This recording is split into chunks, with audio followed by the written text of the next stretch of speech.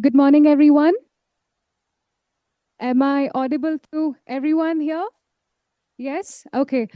Uh, we will be starting the session in the next couple of minutes. But before we get started, if any of you have not checked in at the time of arrival, please do so. Good morning, And everyone. If you haven't already, please am connect I yourself audible to the to Wi-Fi everyone here? so that your team members who Yes. are Okay. watching the session Online we will be can drop the starting the session questions in to the you next and couple we of can answer minutes. them But directly to before you. we get started, Okay. if any of you have not checked Washroom in at the needs time of support arrival, along the way. please do so. We have Good morning, and everyone. If you student haven't volunteers already, please am I requesting audible for to the Wi-Fi everyone here. so that your team Please raise your members who are hands. watching the The session, student organizer we will be can drop the starting the session questions in to the next you and couple we of can minutes. answer them But directly to before you. we get started, Okay. thank you for coming. If Once any again, of you have not checked washroom in at the needs time of support arrival, along the way. please do so. We have Good morning, and everyone. If you student haven't volunteers already, please am I requesting audible to the for Wi-Fi everyone here. so that your team Please raise your members who are hands. watching the The session, student organizer we will be can drop the starting the session questions in to the next you and couple we of can minutes. answer them But directly to before you. we get started, Okay. thank you for coming. Once If any again, of you have not checked washroom in at the needs time of support arrival, along the way. please do We so. have Good morning, and everyone. If you student haven't volunteers already, please am I requesting audible to the for Wi-Fi everyone here. so that your team Please raise your members who are hands. watching the The session, student organizer we will be can drop the starting the session questions in to the next you and couple we of can minutes. answer them But directly to before you. we get started, Okay. thank you for coming. If Once any of again, you have not checked washroom in at the needs time of support arrival, along the way. please do We so. have Good morning, and everyone. If you student haven't volunteers already, please am I requesting audible to the for Wi-Fi everyone here. so that your Please team raise your members who are hands. watching the The session, student organizer we will be can drop the starting the session questions in to the next you and couple we of can minutes. answer them But directly to before you. we get started, Okay. thank you for coming. If Once any of again, you have not checked washroom in at the needs time of support arrival, along the way. please do We so. have Good morning, and everyone. If you student haven't volunteers already, please am I requesting audible to the for Wi-Fi everyone here. so that your Please team raise your members who are hands. watching the The session, student organizer we will be can drop the starting the session questions in to the next you and couple we of can minutes. answer them But directly to before you. we get started, Okay. thank you for coming. If Once any of you again, have not checked washroom in at the needs time of support arrival, along the way. please do We so. have Good morning, and everyone. If you student haven't volunteers already, please am I requesting audible to the for Wi-Fi everyone here. so that your Please team raise your members who are hands. watching the The session, student organizer we will be can drop the starting the session questions in to the next you and couple we of can minutes. answer them But directly to before you. we get started, Okay. thank you for coming. If any of you have not checked in Washroom at the needs time of support arrival, along the way. please do We so. have Good morning, and everyone. If you student haven't volunteers already, please am I requesting audible to the for Wi-Fi everyone here. so that your Please team raise your members who are hands. watching the The session, student organizer we will be can drop the starting the session questions in to the next you and couple we of can minutes. answer them But directly to before you. we get started, Okay. thank you for coming. If any of you have not checked Washroom in at the needs time of support arrival, along the way. please do We so. have Good morning, and everyone. If you student haven't volunteers already, please am I requesting audible to the for Wi-Fi everyone here. so that your Please team raise your members who are hands. watching the The session, student organizer we will be can drop the starting the session questions in the to next you and couple we of can minutes. answer them But directly to before you. we get started, Okay. thank you for coming. If any of you have not checked in at the Needs time of support arrival, along the way. please do We so. have Good morning, and everyone. If you student haven't volunteers already, please am I requesting audible to the for Wi-Fi everyone here. so that your Please team raise your members who are hands. watching the The session, student organizer we will be can drop the starting the session questions in the to you next and couple we of can minutes. answer them But directly to before you. we get started, Okay. thank you for coming. If any of you have not checked in at the time of Support arrival, along the way. please do We so. have Good morning, and everyone. If you student haven't volunteers already, please am I requesting audible to the for Wi-Fi everyone once here. again? So that your team Please Good raise morning, your everyone. Okay. Good morning, everyone.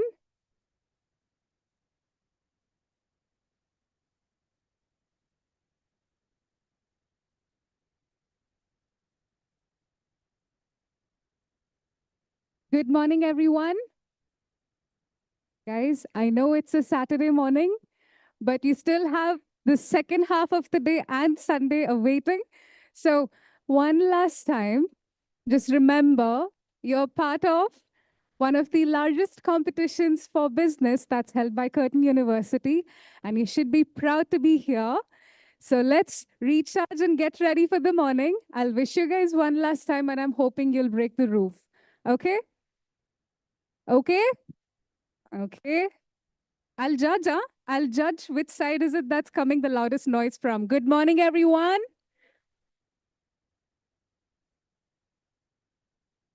10 points for you. Okay. How's everyone doing today? Excited? Yes? Let me tell you this. Which How side many is of it you that's have been coming a the part of loudest noise BCC from? over Good the morning, years? everyone. How many of you have been part of BCC over the years? I see a few 10 points for familiarity you. over Okay. there. How's everyone Can doing I assume today? the rest of you are here for the first time? Excited? Yes? Yes. Okay. Then allow me to tell you this. Which How side many is of you that have coming been the part of loudest noise BCC from? over Good the morning, Business Cup everyone. Challenge is something that How has many of been you in have been part of existence BCC over since the years? 2009. I see a in few association points for with you. our Okay. industry partner. How's everyone Can doing I assume today? the rest of you are here for the first time? Excited? Year on Yes? year?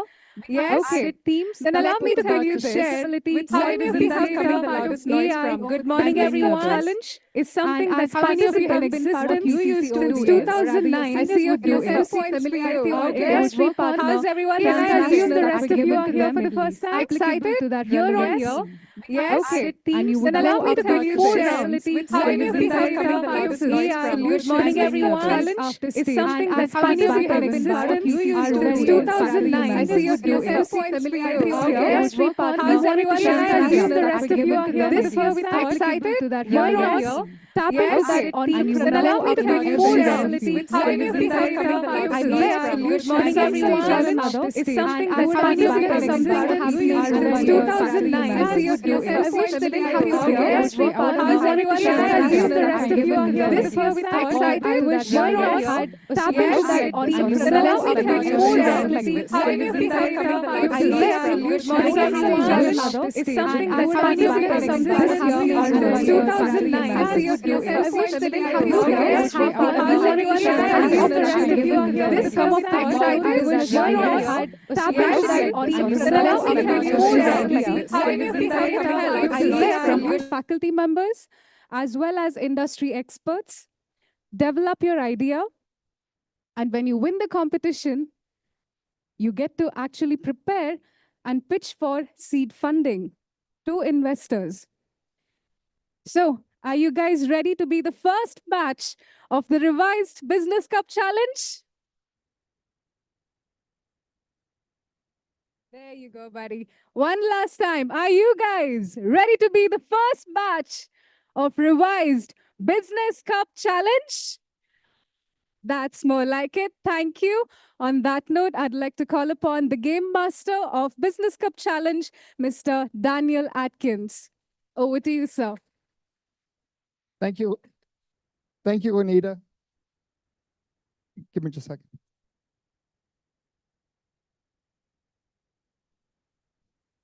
So, as Lanita mentioned, we started the Business Cup Challenge all the way back in 2009. And at that time, it was very small, just a handful of students. I think we had like 115, something like that, in our very first BCC. Last year, we had over 2,000, to give you an idea of how much it has grown. And from the very beginning, I've been acting as the game master and one of the judges for the finals, and will be again this year. So with our partner here, Curtin University, Dubai, we started in 2018 when this campus opened. In that first year, we talked about blockchain. And as Ms. Lanita mentioned, we started out, there were 3 case studies over 3 weeks where detailed ideas were submitted and then evaluated by our faculty. You got detailed feedback. The top 5 teams out of those 3 weeks went through to the final, kind of like getting the golden buzzer.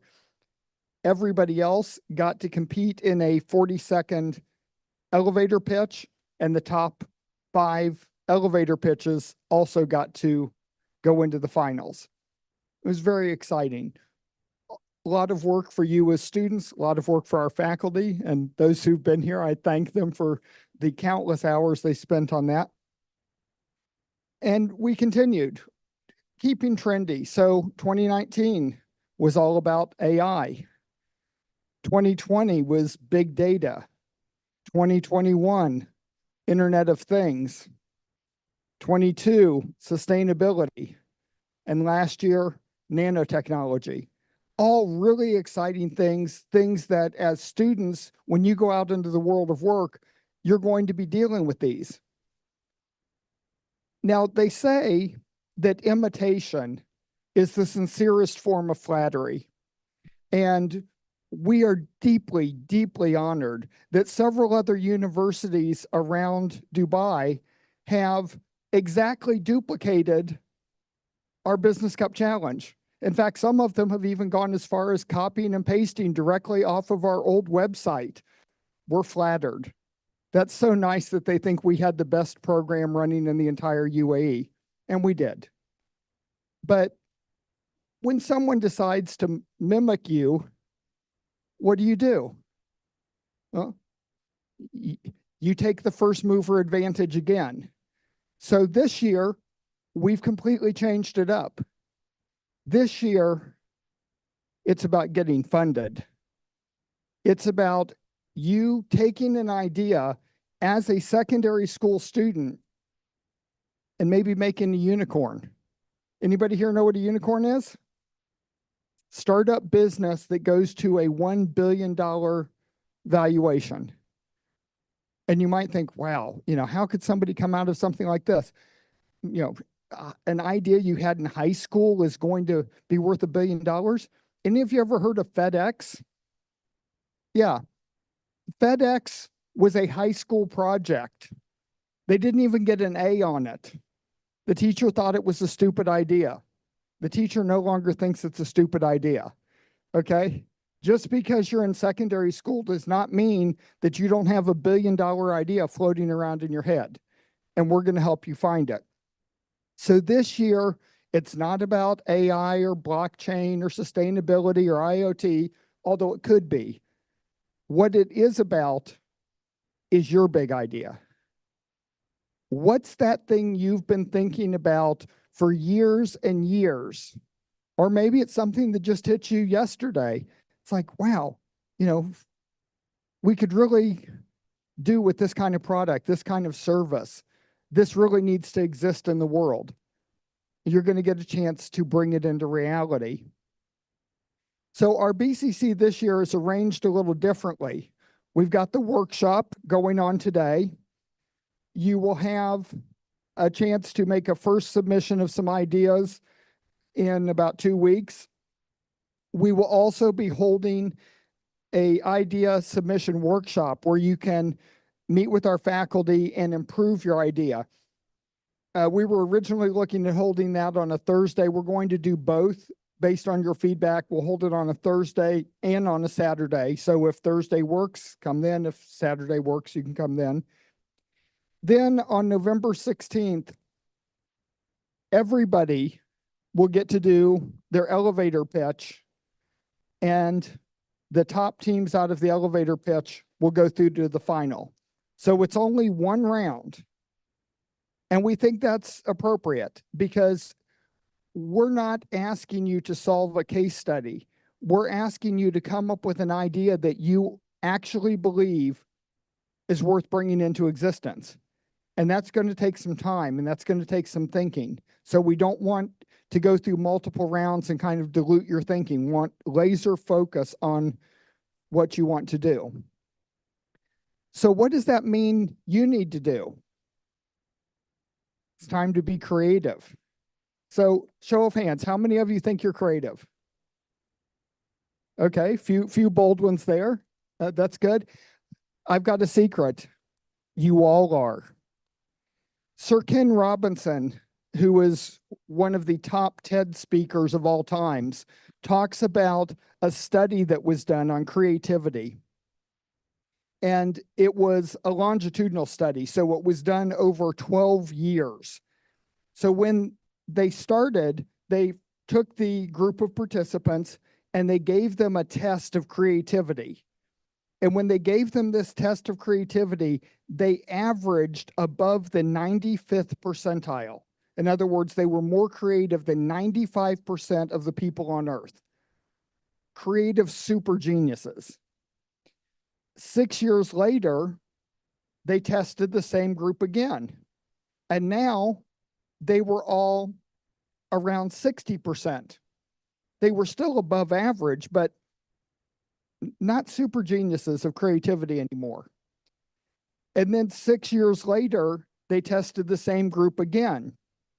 And they were all down around the 25th to 30th percentile.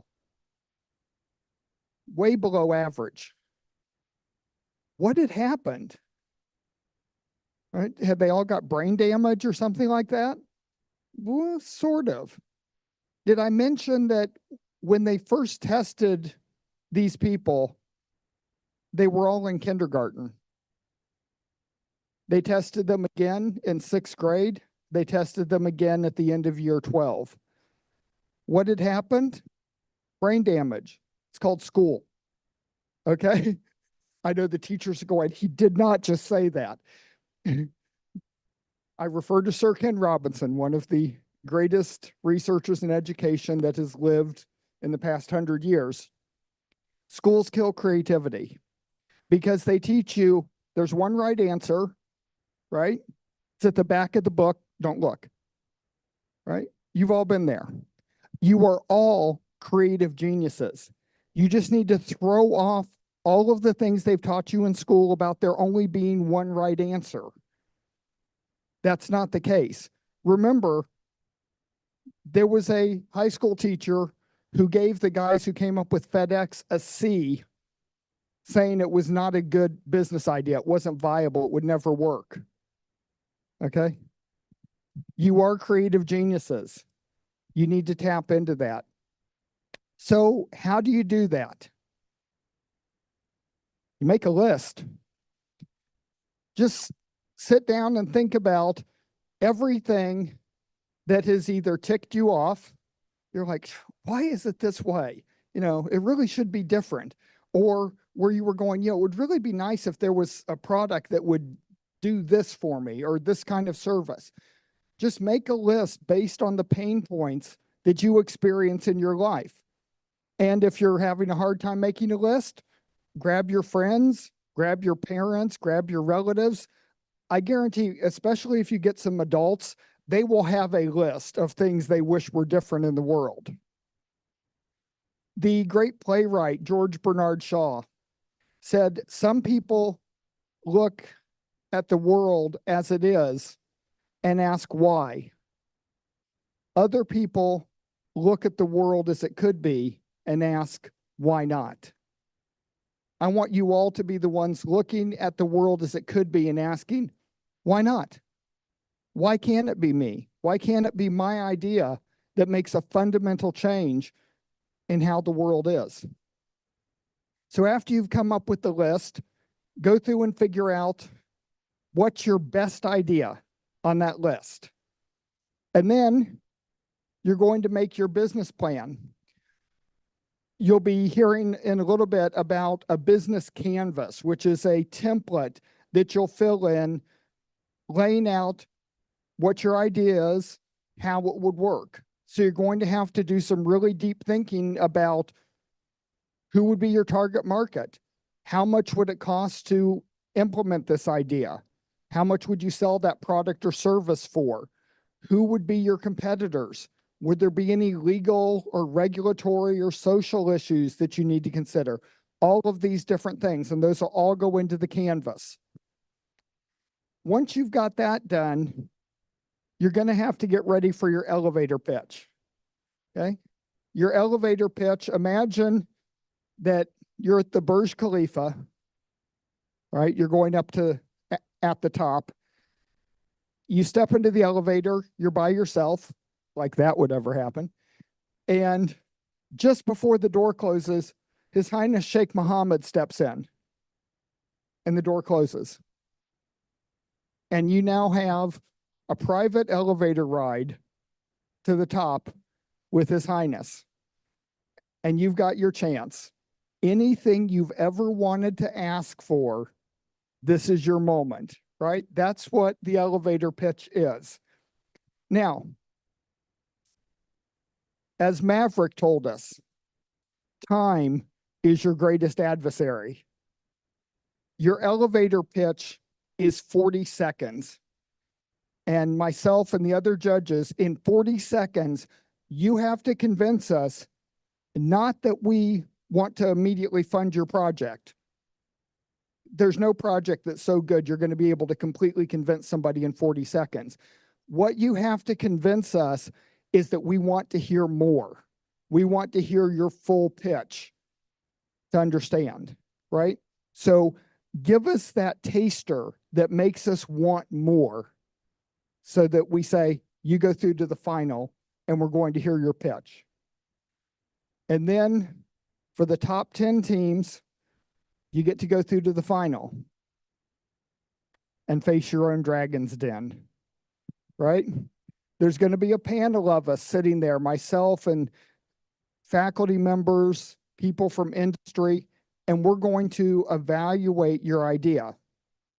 And very different than the old BCC, where you got up and you just presented for 10 minutes and then we marked it.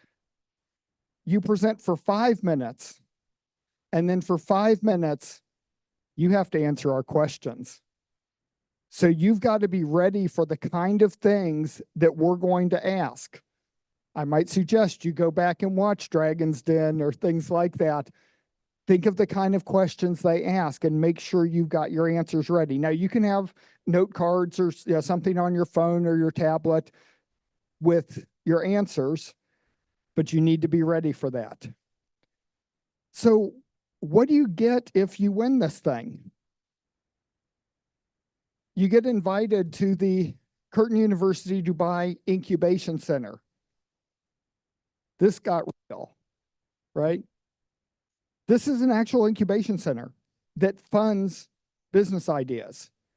And part of that will be going through a program called Ignition, where you learn how to develop the kind of pitch that will get you seed funding. And you learn about things like minimal viable product and how to develop that. And then you actually get to pitch for real funding. Okay? So seed funding first to get started with your minimal viable product. And then if you come up with something good, you're pitching that to angel investors, venture capital, private equity, and you can get your first round where you can actually go out and start developing the entire business. What we want you to achieve is success, whatever success means to you. For some of you, you're looking at the private jet, private yacht, that kind of lifestyle. Great.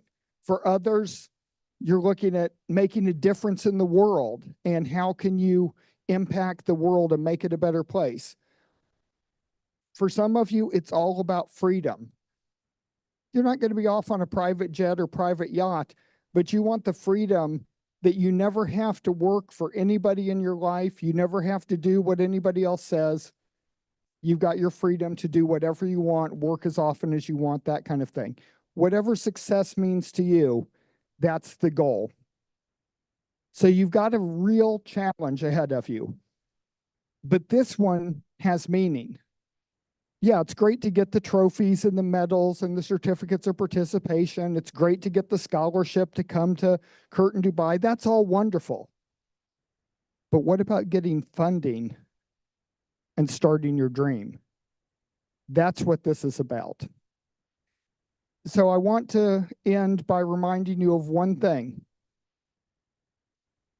When you're chasing your dream, it takes work. There's an old expression, it takes 20 years to become an overnight success, right? So I want you to remember that successful people do what unsuccessful people are not willing to do. Over the next month, as you're getting ready for the elevator pitch and the finals pitch, I want you to put in effort that goes beyond what unsuccessful people are not willing to do. Put heart and soul into it. Because as judges, we might say, okay, this idea is great, didn't make it to the final, but you know what? We're still going to bring you to the incubation center. Okay? Don't limit your thinking. Want you to put in maximum effort because this is the one contest that could literally change the rest of your life. So with that, I thank you and I pass it back to Ms. Lenny, to Professor Bilal.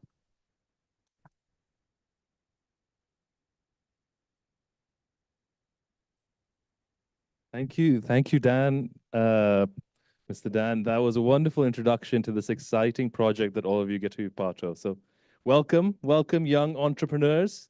That's what all of you are by signing up to a project like this.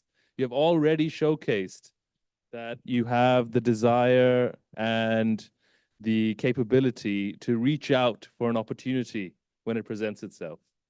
And that you have, by participating in this contest specifically, this competition specifically, you've shown that you have an interest in business, in entrepreneurship, in the potential of great ideas to change the world. So I want you to think about, my name is Dr. Bilal Siddiqui. I'm the Director Learning and Teaching at Curtin University, Dubai.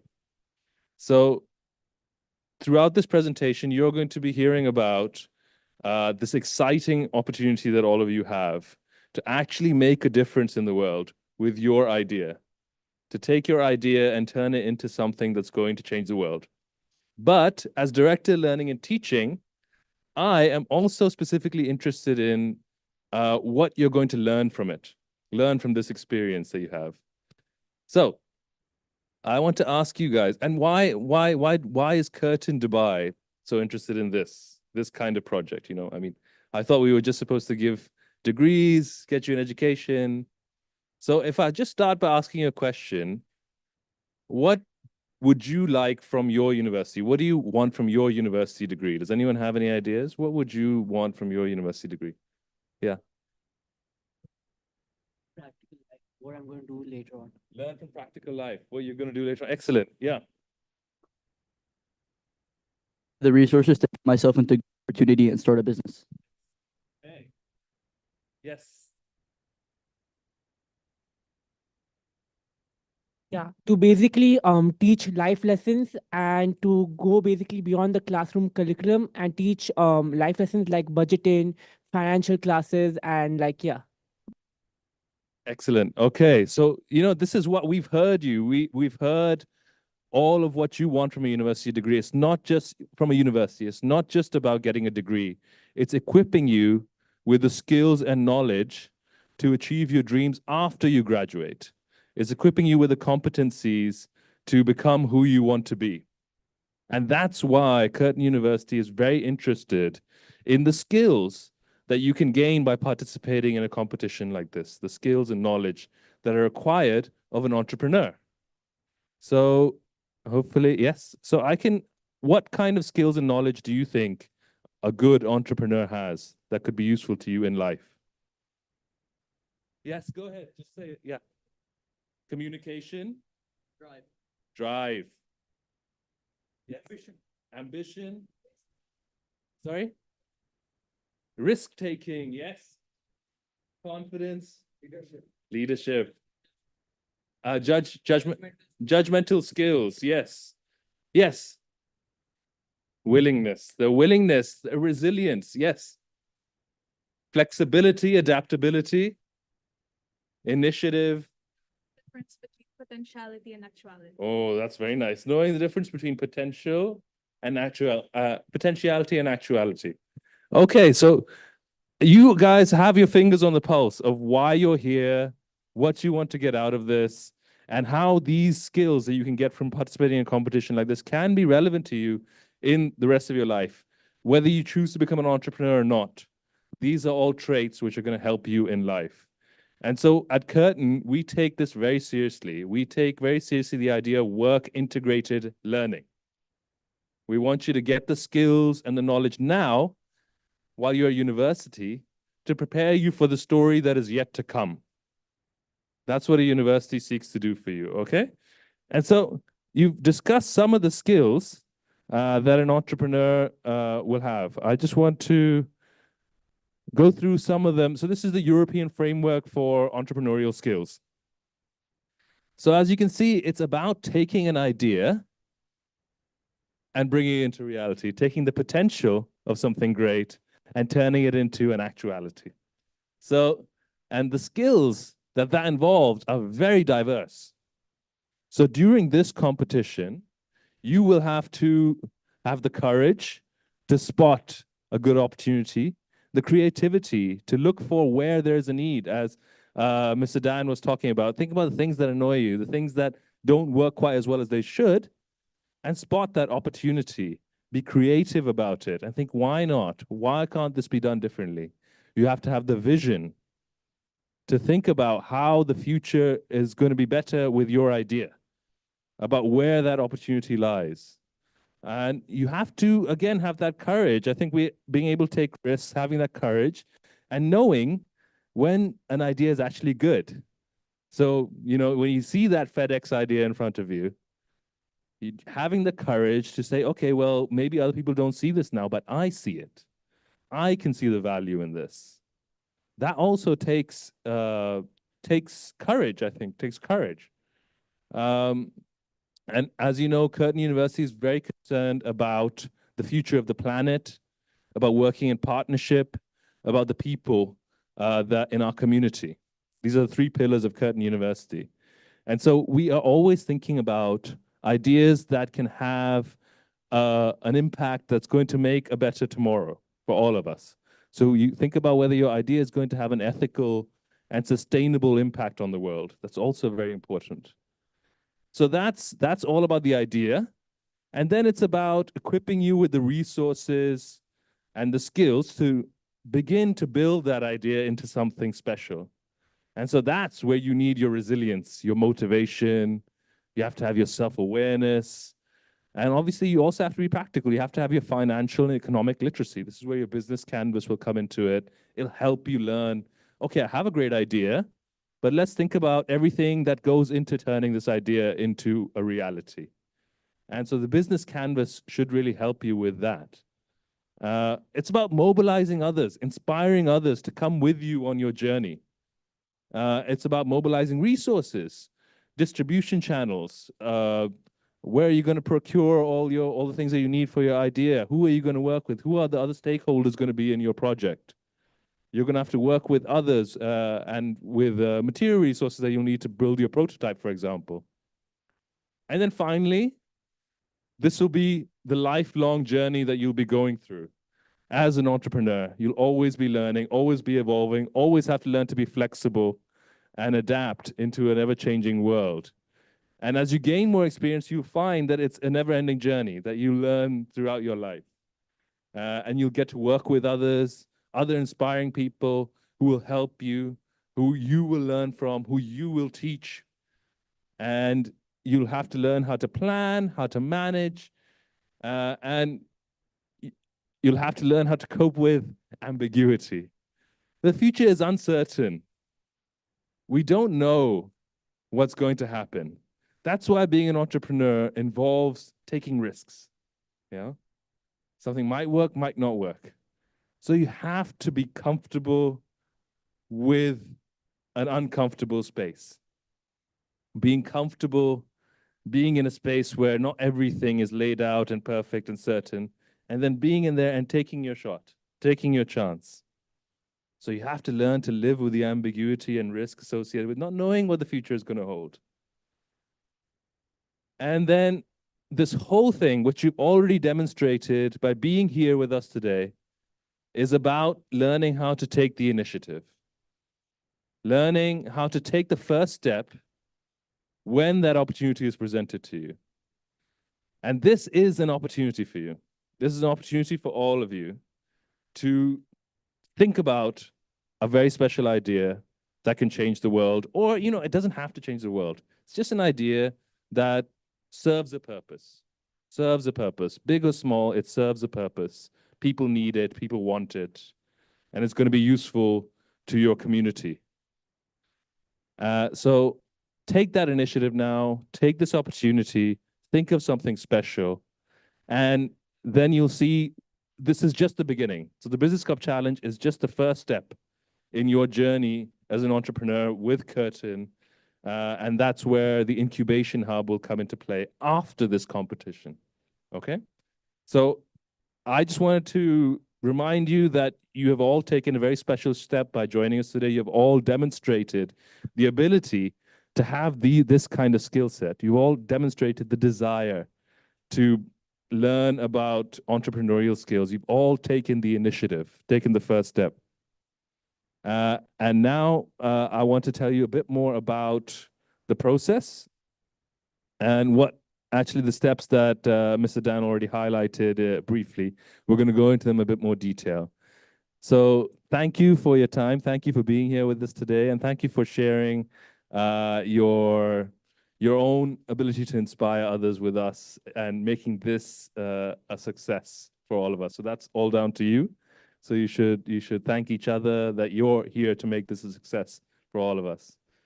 So now to get into the details, I'm going to pass on to our head of business and humanities, Dr. Nidhi Sehgal, who's going to talk you through the incubation hub and this process of what the connection is between the Business Cup Challenge and the incubation hub.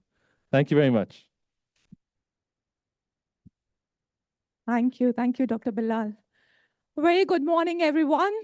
I am Dr. Nidhi Sehgal. I'm the head of School for Business and Humanities at Curtin Dubai. I'm thrilled to be a part of the grand jury for Business Cup Challenge 2024.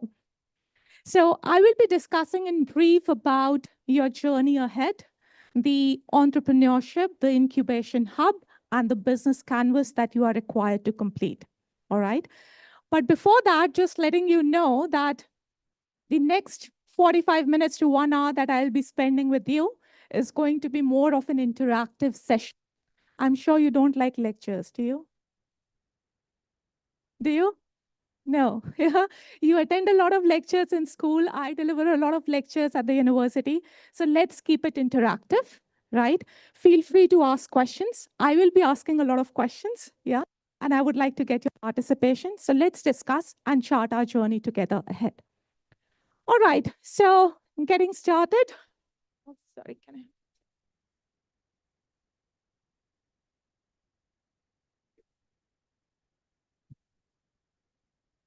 I would like to know from you, how many of you are here for the Business Cup Challenge 2024, right? And you know that you get an opportunity this time to bring an idea into reality.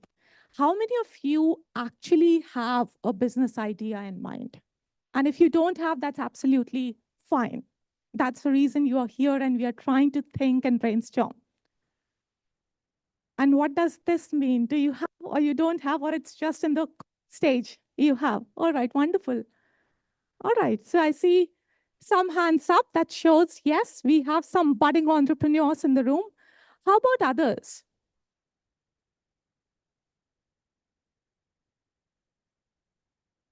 Do you really want to be entrepreneurs, or you are here because the school has asked you to participate in a competition? How many of you have that passion to become entrepreneurs? And if you don't have, that is also perfectly fine. Oh, I see many hands up. That's wonderful. That's wonderful. All right, good. So let's get started. I see that we have budding entrepreneurs in the room and we have aspiring entrepreneurs in the room. Am I right? Anyone who feels that I don't want to be an entrepreneur, and that is also fine. That is also fine. Okay, so I have one hand up. All right. So I just want to assure you that through this journey of Business Cup Challenge, please don't feel, even those who don't want to be an entrepreneur, don't feel that there is nothing for you, because there is lots of it for everyone here. So I would like to start with a basic question. What is entrepreneurship for you? And I would like to start with you. As you said that you don't want to be an entrepreneur, that's fine, but I want to know, what is your perspective on entrepreneurship?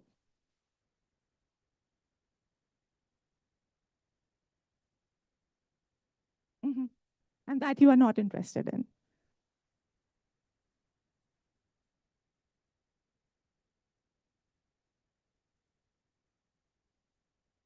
All right. Okay. All right. So you say, I want to be an entrepreneur. I don't want to be an entrepreneur because I don't want to start my own business. And this is something that I want to really address today. Entrepreneurship is not just about starting your own business. Entrepreneurship is a journey. Entrepreneurship is where you realized your potential. Entrepreneurship is where you make a difference and you decide your own destiny. And believe me, it is an exciting, challenging journey where you learn a lot of skills that you can apply to wherever you want to go, whether it is starting your own business or it is working with an organization. So when I say why entrepreneurship, the first reason is innovation and creativity. Entrepreneurs are powerhouses of creativity, innovation. They are the architects of the future, I would say, right? So with entrepreneurship, you innovate, you solve problems, you find solutions to challenges, and that is how you develop innovation and creativity skills that are much needed in today's world, right? The second thing, skill development. How many of you want to learn skills beyond the theoretical knowledge that you get in the classroom?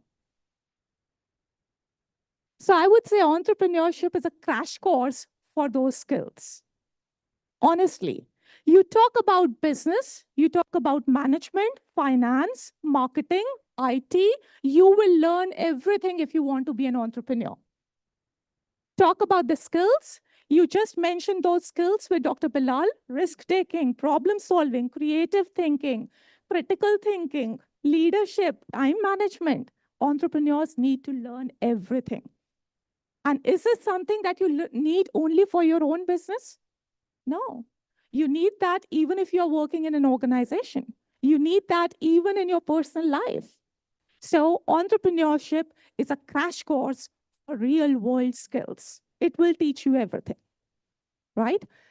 Let's talk about empowerment and independence. How many of you want to be independent in life? Financially independent, otherwise independent, right? All of you. We all want to be empowered and feel independent. And that's what entrepreneurship gives us. The flexibility and adaptability. We are flexible. We set our own goals. We decide our own strategies. We decide our own timelines. We decide how we are going to achieve those objectives. And finally, a positive impact on society. So if you are an entrepreneur, you create a positive impact, you create jobs, you contribute to economic development, and you create a positive impact on the society, right? Apart from this, a very important point that I want to mention is being an entrepreneur. How many of you have heard of this term, entrepreneur? Who is an entrepreneur? Basically, a person who works in an organization for a specific project or something, and basically works on it as if he's creating a separate business. I mean, like creates ideas and all of that. Creates ideas within a business. Very good. Would you like to add on to this? Employee that has the skills of an entrepreneur. An employee that has a skill of an entrepreneur, and what he will do with those skills? Contribute to the projects. And this is what companies are looking for. Yes, you want to say something? Responsible for injecting creativity into the business. Absolutely. Entrepreneurs are responsible for injecting creativity within the organization. See, if you say, okay, I don't want to start my own business because I want to do a job. Believe me, the world of work is changing. It is highly uncertain, highly volatile. Organizations are looking for entrepreneurs. There's a war for talent outside. There's a war for talent. And you have to see, how do you stand out, right? So while entrepreneurship means starting your own venture, entrepreneur means you are developing business ideas within an existing organization. Organizations want you to be creative, to be innovative, develop new ideas. Within your role, whether it is HR, marketing, finance, IT, you might see a gap in the organization's offerings. You see that opportunity, you come up with the idea, you develop a business plan, you secure the necessary budgets, implement the idea, and make it happen. This is what the organizations want. right? So in this competitive world, this is what the organizations are looking for: creative, innovative individuals, right? My research has been in the area of future of work. And when you look at the various reports on the future of work, creativity, innovation, risk-taking, these are the highly valued skills by employers. So whether you want to be an entrepreneur or do anything in life, the journey is challenging and you need to be prepared, right? All right, let's move forward and let's talk about UAE. I believe for those who want to be an entrepreneur, whether you are budding entrepreneurs, you are aspiring entrepreneurs, you are in a very comfortable country. You are in a country that supports you. Entrepreneurship is in the UAE's national agenda. If you see, the UAE will become an entrepreneurial nation by 2031. This is what the government here wants to achieve, becoming a leader in fostering and supporting entrepreneurship. Home to 10 unicorn startup companies by 2031. That is the objective. So supporting high-valued, high-growth businesses. One of the top 3 countries in the Global Entrepreneurship Index. So that shows how the country supports entrepreneurship. Entrepreneurship is also a priority in the 50 economic plan. What is the 50 economic plan? Anyone? If you read about the economic plans of the country, when was UAE formed? 71. When did it complete 50 years? 2021. So this was a plan that was developed in 2021, and this is what the country wants to achieve by 2031. That is, it wants to make entrepreneurship a priority in this country. And it has been ranked #1 globally for the 3rd consecutive year, surpassing many advanced economies. So a leader in entrepreneurship. So if you want to be an entrepreneur, I would say that you are in the country that has been recognized as the best global destination for starting, operating new business ventures. So that is an added opportunity. That is an added opportunity. All right, so let's move on. And as I said, you are here as you have a business idea brewing, yes? Whether you have the business idea or you want to develop a business idea, that is what you are here for. I would like to know from you, how many of you actually want to bring that idea into reality? You are confident I can bring that idea into reality. All right, many. That's good. And what resources do you need to make it happen? What is stopping you? Yes.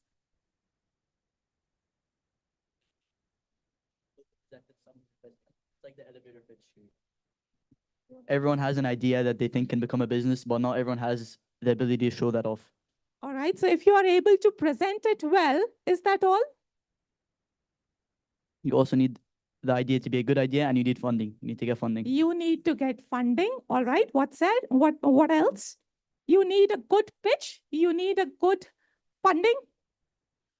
You basically need guidance, support, and of course, finance. Absolutely. You need guidance and support. Only money will not help, right? What else? Anyone else? Yes.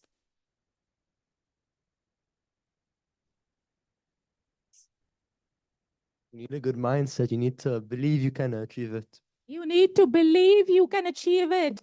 Confidence, right? Confidence, yes. What kind of support do you need?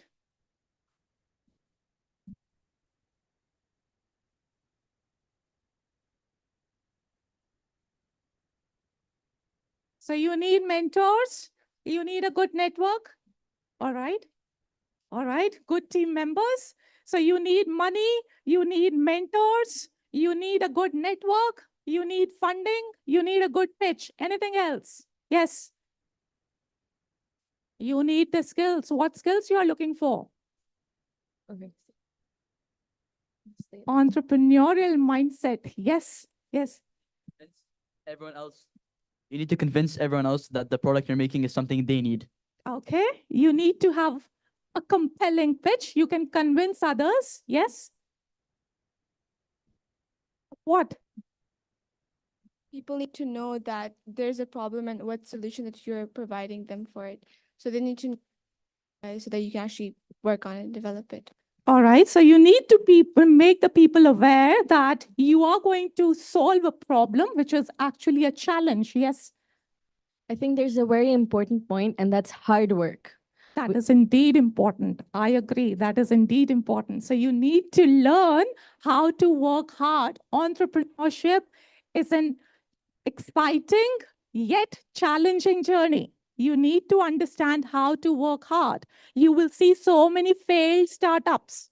You will see people who start their entrepreneurial journey and then exit, finish, right? You need to be resilient. You need to work hard, right? Yes, you want to say something. You don't just need hard work, you need smart work as well. Need smart work as well. So we have diverse perspectives in the room. Glad to hear that. You need hard work. You need smart work. All right. Let's move on and have a look at your entrepreneurial journey. So your entrepreneurial journey is not a simple one that you have an idea, you pitch that idea, get funding, done. You are entrepreneurs. It's a long journey, as I said.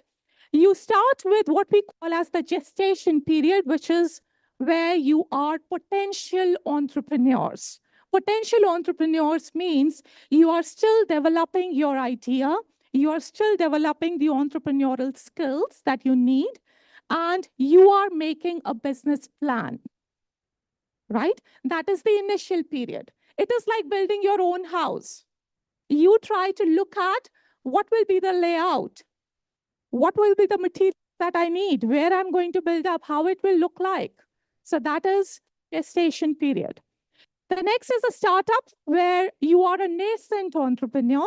Nascent entrepreneur is where you are pitching, you are networking, you are actually developing that minimum viable product, MVP. Anyone who knows what is that? Minimum viable product?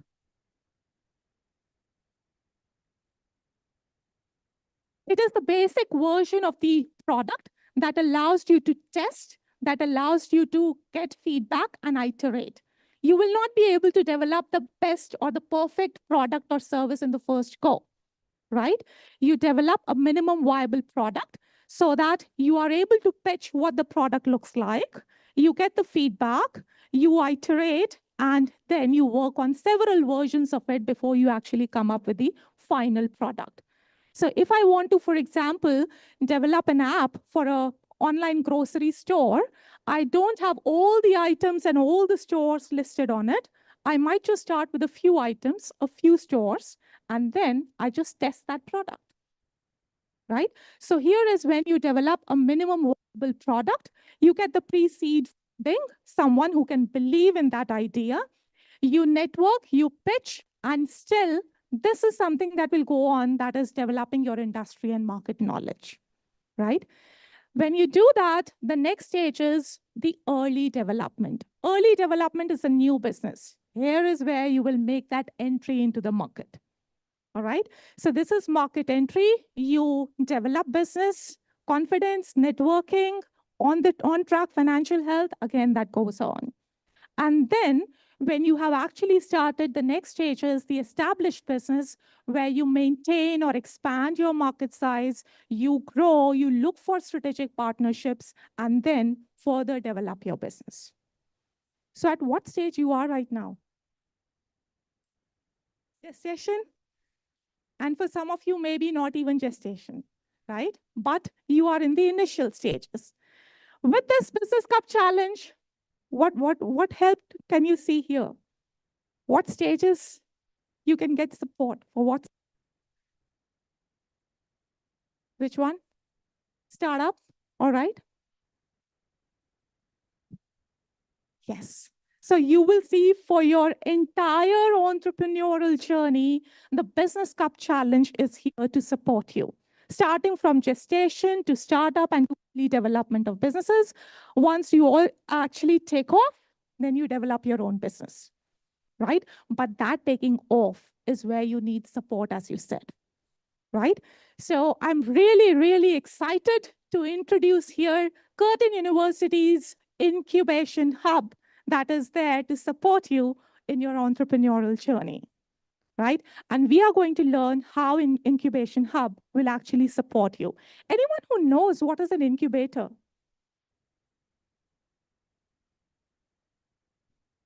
Do you see sometimes newborns in an incubator in hospital? What is that? What do they get there? Miss? Yes. Nurturing and some care and preparation to go out in the world and show your potential. Absolutely. Yes. Thank you for that. Yes, you want to say something? Yeah. Basically like a platform for your idea to to basically bring it into life and to basically help you to like start your business. All right. Yes. So incubator, if I talk about small kids being in incubator, you see they get a lot of care before they're actually able to survive in the actual world. They can independently take it on. And that is what Incubation Hub does that for your business idea. That care, that nurturing that it actually needs. But my question to you is, why do you need an incubation center? You have an idea, right? Go ahead, pitch, get the funding and do it. Why do we need Incubation Hub? Anyone? Yes. It is to get into the market. You can't get into the market yourself. Yeah, like, for example, if you're coming from a business university, they have the reputation of hosting previous challenges and having previous winners start successful businesses. So they have their reputation. So let's say I come up with a great idea. If I go pitch it to someone from myself, what do I have to prove that I can host a good business? But if I come through the university, I'm showing that I have a good business and I have the reputation to uphold it. All right. So you leverage the reputation of the university. Yes.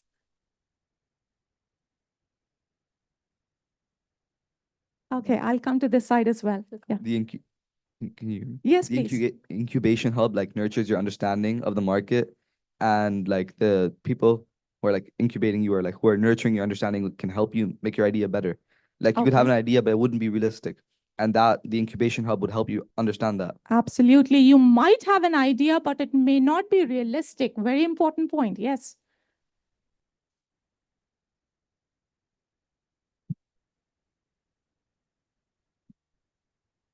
Basically going to grow later on. Absolutely. It gives you that expertise that you may not have if you work independently. Yes. So the market is extremely volatile and dynamic, and we're not at that stage that we understand the way things work. So the incubation hub will have the experience and the mindset to train us in that way to deal with those challenges and all the adversities that come our way. So we don't fail, so we can extend our business, so we can adapt, and so we can move forward. Spot on. Yes, absolutely right. You want to say something? Okay. Yes. Boost your confidence.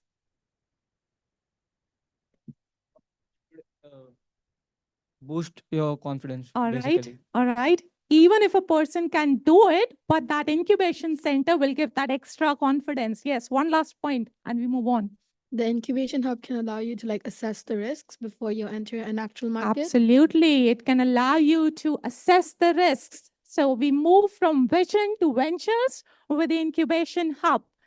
So just letting you know what exactly is an incubation hub. It is a dedicated center to foster a vibrant ecosystem for innovation and entrepreneurship. And by ecosystem, I mean not just funding, but the right mentors, the advisors, the investors. It's an ecosystem, right? It provides the necessary resources to support the aspiring entrepreneurs turn their ideas into successful ventures and fosters a collaborative environment to promote your idea development. And when I asked why Incubation Hub, this is certainly very important for all of you to note. 87% of the incubator-supported startups survive after 5 years because you get that necessary support. And that's nearly double the success rate of startups that are on their own. Double. So that's an appreciable difference, isn't it? So that incubation center gives you that support. Any one of you who can tell me, what do you see here? And don't tell me a tree. I can see a tree as well. What do you see here? Yes. Growth, very good. Development. Sorry? Development. Development. Which tree is this? Tree. Yes. Potential to grow. Potential to grow. We see growth, we see development. What else? Yes. Sorry? How deep it is in its roots. The answer is deep. Yes. What else? Maturity. Come back to the same question. Which tree is this? Yes. Evergreen tree. Yeah. Green colored tree, evergreen tree, deeply tied to the roots, growth, development. What else? Yes. You are in UAE. You should be able to name this tree. Is it the golf tree? Is it the golf tree? Do you agree? Yes. One last answer and then I'll tell you the answer. Yes. Stability. Stability. Which tree is this? I got no idea. Okay, but yes, the answer is right. It still shows stability. Yes. Sustainability. Wow. Wonderful ideas in the class. Yes. Uniqueness. All right. I must tell you, I didn't see this tree from that perspective. I've got wonderful perspectives from the class rather, but this is actually a cedar tree, and this stands for resilience, right? And that is very closely tied to entrepreneurial mindset. You need to be resilient. You need to develop those kind of skills that can actually help you to advance idea development, innovation, and creativity. All right. But yes, it also does show what you said, growth, development, sustainability, all of that. So wonderful. I'm quickly taking you through the key features of the entrepreneurship, and I'm really very happy. Whatever the incubation hub provides, you have already listed all of that when you mentioned. So it will provide you the knowledge resources. The incubation hub at Curtin Dubai would be organizing information sessions. I will be shortly talking about the ignition program, where you get the right knowledge, you get the right skills, and you get the right mindset to develop your business ideas. At this stage, you might have an idea in mind, but then we need the necessary resources in terms of the knowledge and skills to bring it into reality. You would need the mentor support. As I said, Incubation Center is actually an ecosystem where you get that support from advisors and mentors. Infrastructure resources, the shortlisted ideas that have high potential will be getting residency on campus. You will be hosted on campus. You'll be getting space on campus and the necessary infrastructure to actually incubate that idea. Networking resources, you'll be able to network with industry professionals, advisors, mentors, and other people who would help you in your entrepreneurial journey. You will get access to markets. Markets means partners, investors, customers, and of course, the financial resources, right? So the ideas that have high potential will be able to get the necessary seed funding to bring that idea into reality. So when I say incubation hub, please don't think it's just about you have an idea and we give you the money to support that idea, but we help you to nurture that idea, to develop that idea, and then taking you to the market. So it's like a hand holding during your entrepreneurial journey. So this is the pathway to the incubation center. You start with the application submission. That means you submit your application. You have a 1-week ignition program where you attend sessions on campus and we give you the necessary knowledge and skills. This is, I would say, a very different session where very comprehensive, very extensive, all knowledgeable resource people from the business world coming to give you that expertise. You then present a business pitch, and we evaluate that business pitch.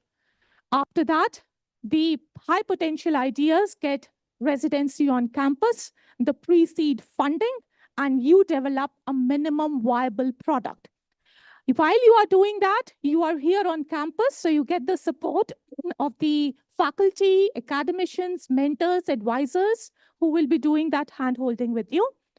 Finally, the commercialization board will evaluate your minimum viable product, and the high potential ideas get seed funding from the investors. Right? So this is the journey of the incubation center. And if you are a BCC winner, then you skip this application submission stage because we already listened to your pitches, and you get a fully funded direct entry to the Ignition program, right? Which is wonderful, apart from up to 35% scholarship for admission to Curtin University. So the BCC winners directly enter the Ignition program stage and get a fully funded direct entry to the Ignition program. But how about those who do not win? Because winners are just going to be the top 3 winners. For those who do not win, but still participate in the Business Cup Challenge, you do get the 10% scholarship for admission to Curtin University. But apart from that, you have the business idea, we will evaluate it, we will give you the feedback, and we give you the opportunity to revise your business idea based on that feedback and then apply. Right? So you have the opportunity to get into that stage, join the incubation hub through the revised business canvas, and then you move on to your journey. So how this is helping you, because you already have the feedback. So it's pretty easy for you to just work on it and submit it again and enter the Ignition program stage. So this is what the Ignition program actually looks like. And this is not something that we have started from scratch. I would like to inform you that Curtin, Australia already has the incubation hub. That is our home campus in Australia that already has an incubation hub. It is supporting and funding new business ventures. And this is a sample Ignition program. And you would see that it is a diverse mix of and I would say rather a balanced mix of different streams. You get to learn about management, business, marketing, finance, IT, and everything. The sessions can be categorized under 3 heads. One is the information sessions, where you get the necessary knowledge and skills. The other type of session is what we call as one-on-one clinics. That is your mentoring. So here you get access to mentors who work with you, who mentor you, who guide you, work on your business ideas independently with you to develop them. And then we also have networking events where someone said you need a good network, right? You need to go know the right kind of people. So we will be organizing panel discussions, networking sessions where you get the access to that market knowledge and expertise. So this is how a sample Ignition program looks like. Believe me, it's not like a timetable that you have in your school. It's not a regular training program. It is an extensive Ignition program that will get experts from the market to actually help you develop your business ideas, right? So this is how the Ignition program looks like. So this is about the incubations hub and how we support your journey. The next step is where, and I would say the first step is where you start with your business canvas. That is where you are trying to actually jot down some points on how your business idea would look like, right? We'll be submitting that. And then the next step would be to pitch your idea, and you enter the elevator pitch stage. When you pitch your idea, then we actually give you the feedback. We announce BCC winners. You revise your business ideas. You further develop your business ideas and get on to us and get on to your entrepreneurial journey with the Incubation Hub. Right? I will be talking more about the business canvas in a little while from now, but just want to know if there are any questions based on whatever we have discussed so far. Yes. Yes, so basically, for the incubation center, when it usually takes place, like what month and like what day, because like we are school students, so yeah, so I just want. Absolutely. So that's a good question. We will be letting you know the schedule, and we usually try to fit in with the profile of the participants. Say, for example, you have your own school, so it might be spread over a month, but happening only over the weekends, or maybe deciding the timing so that you are able to align with that schedule. So it is going to be 1 week. That may be 1 week together. It may be 1 week spread over the weekends. So we run this program twice a year. So well in advance, we will let you know and make sure that it doesn't clash with the school schedule, of course. Yes. How long is- 1 week. And do you have examples of businesses that have went through it, or do Sorry. you have any names of the businesses who did it? Who did it? From the incubation, from the BCC. So yes, I will be happy to share that. Probably Lanita will be able to share some past examples, but just letting you know that this is what we are launching. The incubation hub is being launched by Curtin Dubai now, though we have success stories from our previous BCCs. But the incubation hub at Curtin Dubai is being launched now, and you are going to be a part of it. I'm excited about it. But yes, very well running in Australia, and I'll be happy to share that. And we are actually inspired by the incubation hub at Australia. So we'll be happy to share those details with you. Yeah. So does this happen on campus, and do all of the members of the group have to attend? It does happen on campus, and the teams who will be the winners need to attend that. But certainly, I understand you may have some other commitments sometime.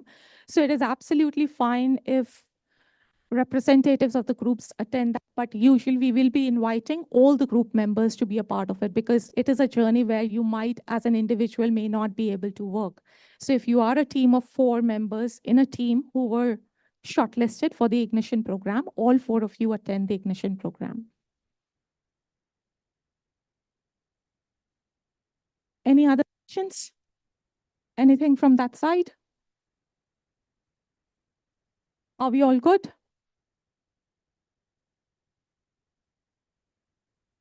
Lanita, can we move on with the business canvas? All right. Have you all received a template of the business canvas? Do you understand what you are required to do?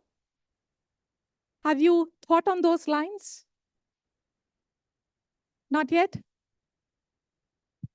Okay, so we will be working on it together, though you need to have a business idea in mind, but I'm just letting you know how it will actually work.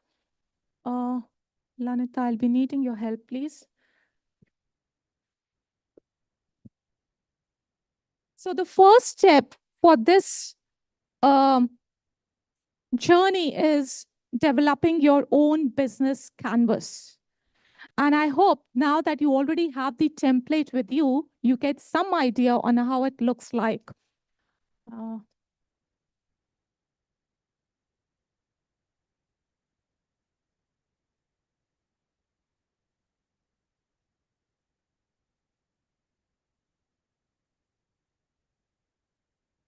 How many of you have tried filling that up?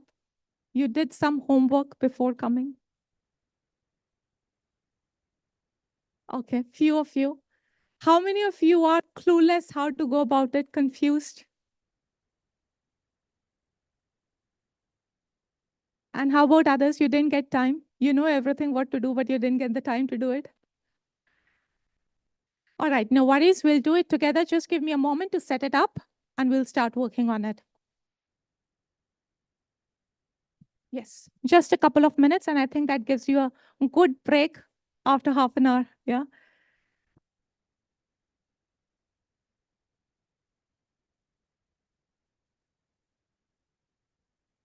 Yeah, please.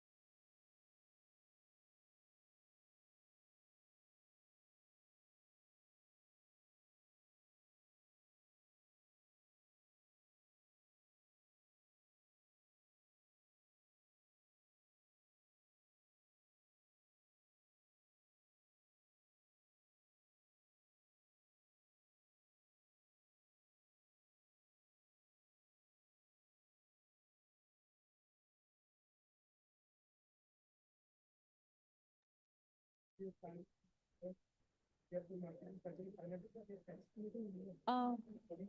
believe it, let's start.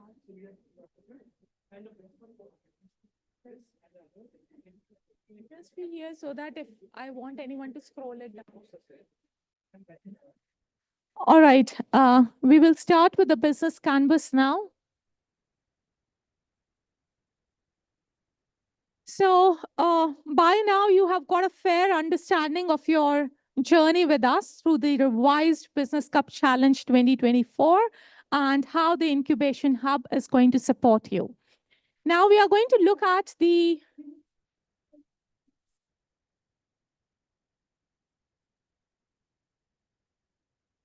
done. All right. Okay. So we are going to discuss the first two steps of your journey. The first is the business canvas that you are required to submit. And the second is the elevator pitch that I'll be talking about very briefly today. The business canvas is, yeah, I would say a one-page submission of your business idea. We really understand that you are in the initial stages of your entrepreneurial journey. Some of you have a rough business idea on your minds. Some of you have not even thought about it, or you are unclear, you are doubtful. So we don't want you to submit those detailed reports of what idea would look like and whether it is what is going to be a financial plan and so on, because we are going to work with you to develop all that. But at this stage, we just want to see what exactly is your business idea and whether that is a feasible, viable business idea or not. So for that, we would like to get a fair understanding on what you are actually thinking about that business idea.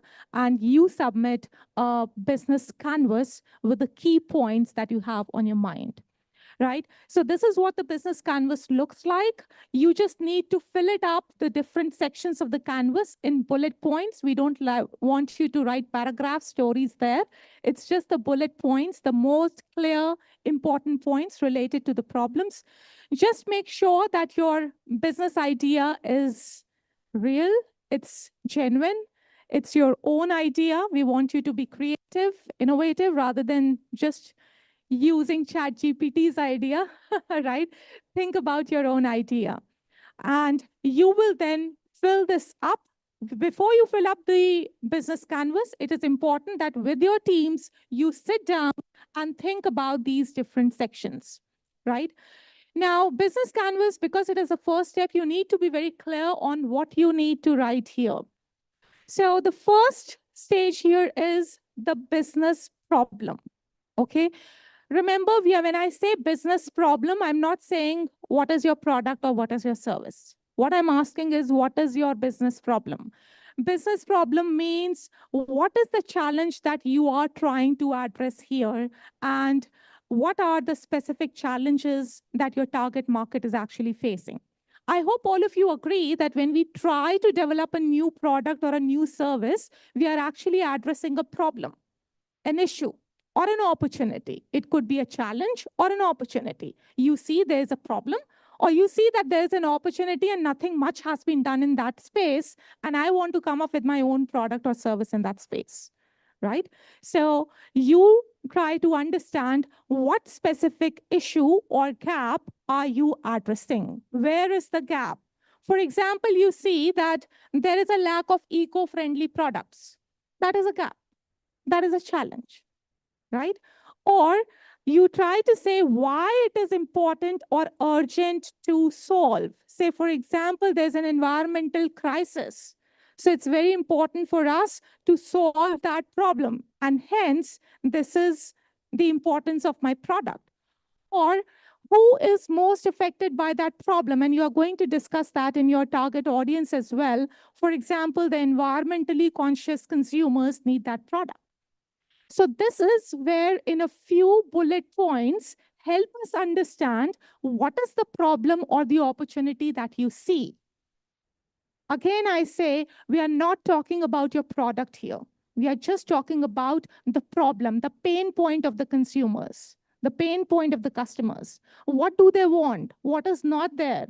What is the opportunity? What is the challenge that we want to know in a few bullet points?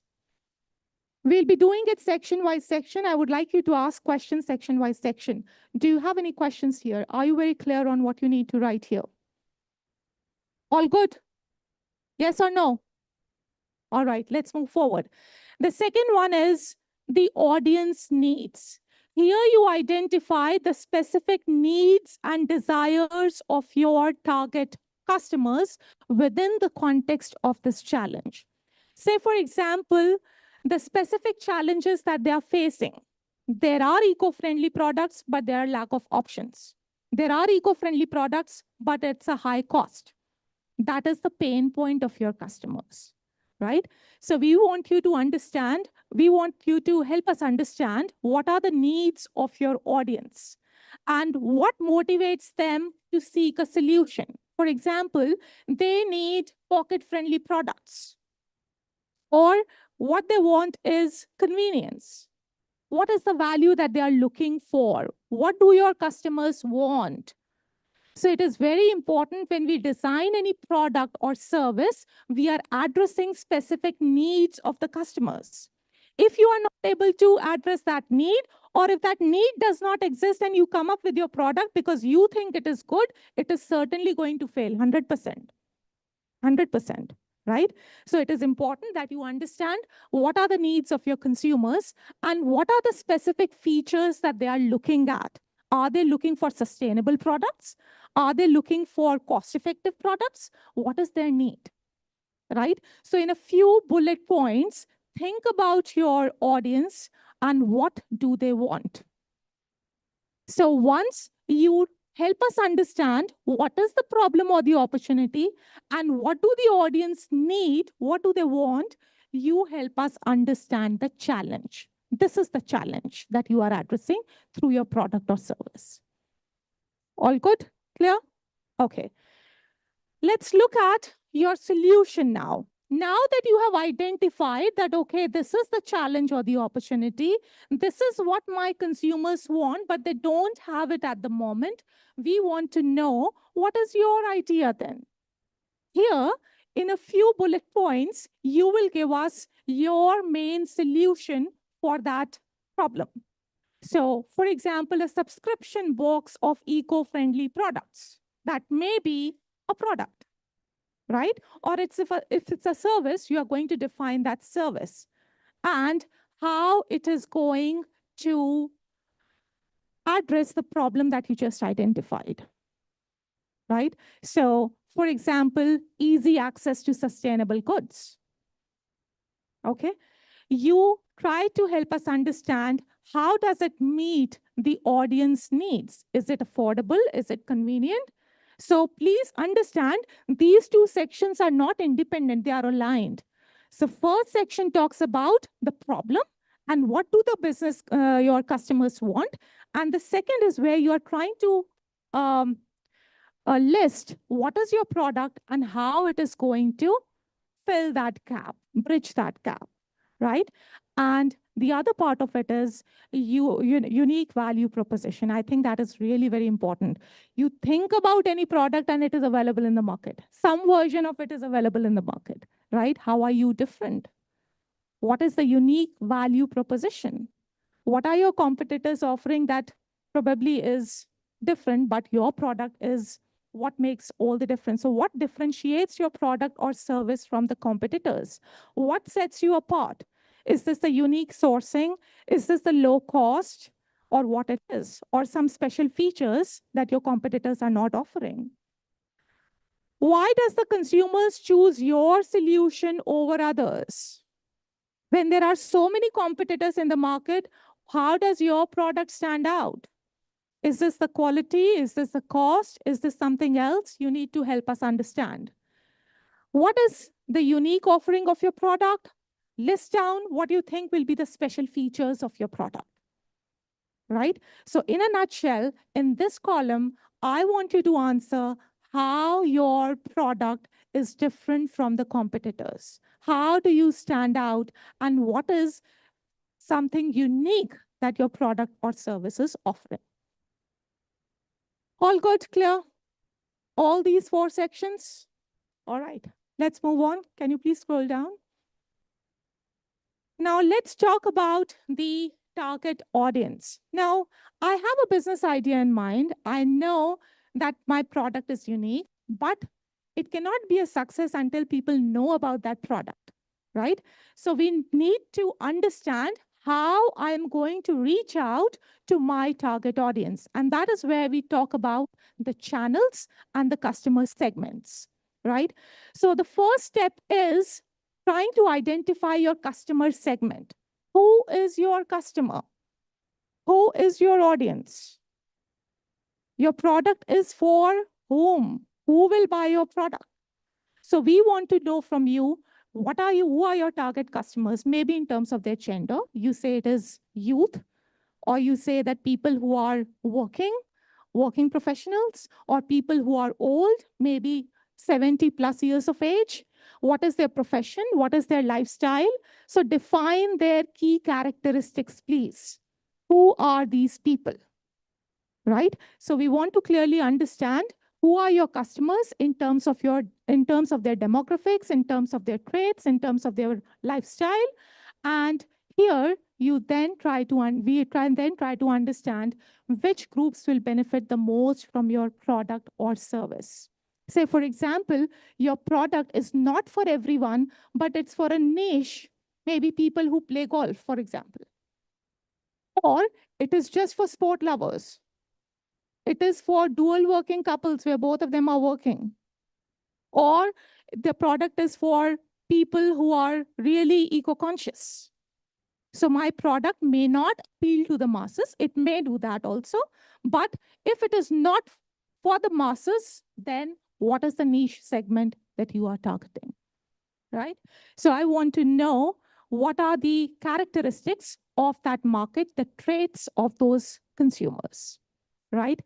Then once you identify, okay, my product is for the sport lovers or my product is for the eco-conscious consumers, the next step is, how are you going to reach out to them? Ultimately, you have to make them aware about your product. Then only the product will sell, isn't it? So you try to list how will you reach your target audience. Is it going to be through social media? It is going to be through print media? Is it going to be through partnerships? Or you're going to use some unique channel to reach out to them? And here, I would like you to think a bit. Please do not just go with, okay, social media, that is very popular, right? Suppose my product is for construction workers. Are they very active on social media? That may be a wrong channel to reach out to them, right? So you will have to think, what is the right channel to reach out to these people? What platforms you will use? Is it local events? It is reaching out to educational institutions. It may be, for example, using social media, print ads, or what is your strategy, right? And how you are going to engage with them. All good about your customers? So we want to know who are your customers and how you are going to reach out to those customers. The next is the resource requirements. Resource requirement means if you are going to start your own business or you are trying to bring that idea into reality, you will certainly need some resources, isn't it? Money is certainly one of them, but there might be many other resources. So we want you to list down what resources you would need to bring that idea into reality. So money is one. It could be, for example, a good network with the suppliers, right? Or it could be, for example, the right kind of expertise because it's a very specialized product. So you need a team of people who have that kind of expertise. So what resources you need in both financial and non-financial terms to bring that idea into reality. Clear? All right, let's move on. And here I don't want you to list, I need a funding of this many dollars, right? We just want you to list what may be the resources that you would need. The next is the financial considerations. That is the most important part for any business, isn't it? Whether the idea is financially feasible, whatever, is it a growing, scaling business or not? So you need to help us understand the revenue model or the monetization here. What do we mean by the revenue model? What is a revenue model?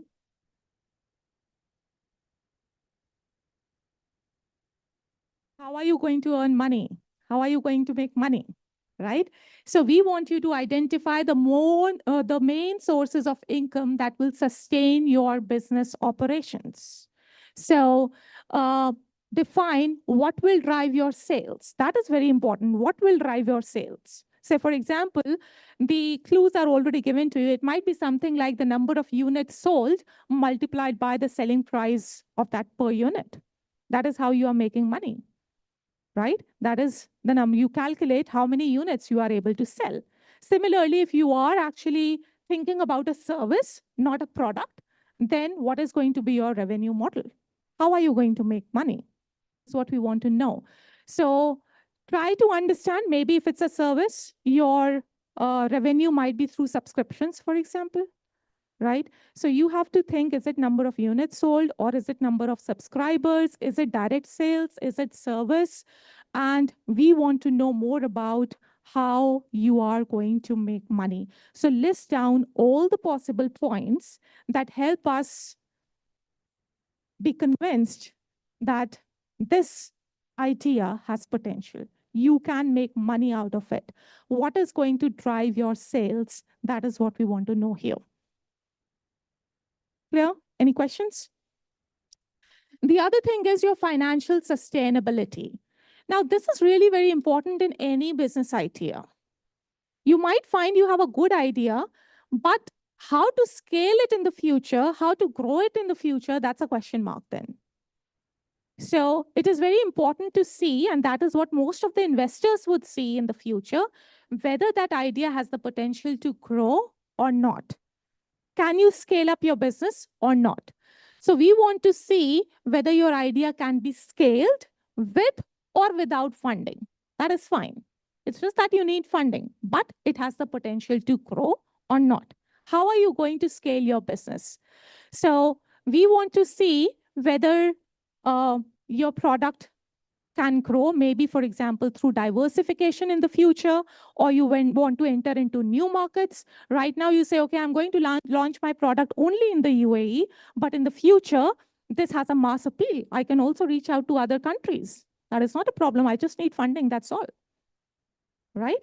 So that is how you're going to scale your product, or you scale your idea. Or you might say that I'm just coming up with a basic one product line right now, but in the future, I'm going to expand this product line, right? Or right now, my product will be addressing only this category of consumers, but in the future, I will be addressing other consumers as well. Okay, so we want to know how you are going to scale, and is it going to be profitable in the future, even without external fundings? That is how you will grow in the future then. Right? So that is what you need to write down here, the financial sustainability of the model. We want to see that your business idea is sustainable in the long run. Clear? All good? Any questions related to this section now? Financial considerations, very important section. Right? Here is what you will have to tickle your brain and think about it, because if you want your idea to be funded by anyone, they would like to focus on this area, right? Whether it is financially sustainable or not. What is your revenue model? How are you going to earn money, right? The final thing, which is again a significant area, is measuring the impact. When you start your own business, when you bring your idea into reality, you need to think, what are the goals that you are going to achieve? Not just the financial goals, but we also talk about the broader societal, environmental, or other goals that you want to achieve. How will your business bring about a positive change? That is what we want to see. And that is what we say is the impact of your business. The impact of your business. So it's not just limited to money, but we want to know that, are there any specific communities or causes that you aim to impact? right? For example, maybe undeserved populations or reaching out to some underrepresented groups, or in any other terms, how are you going to make that impact on the society?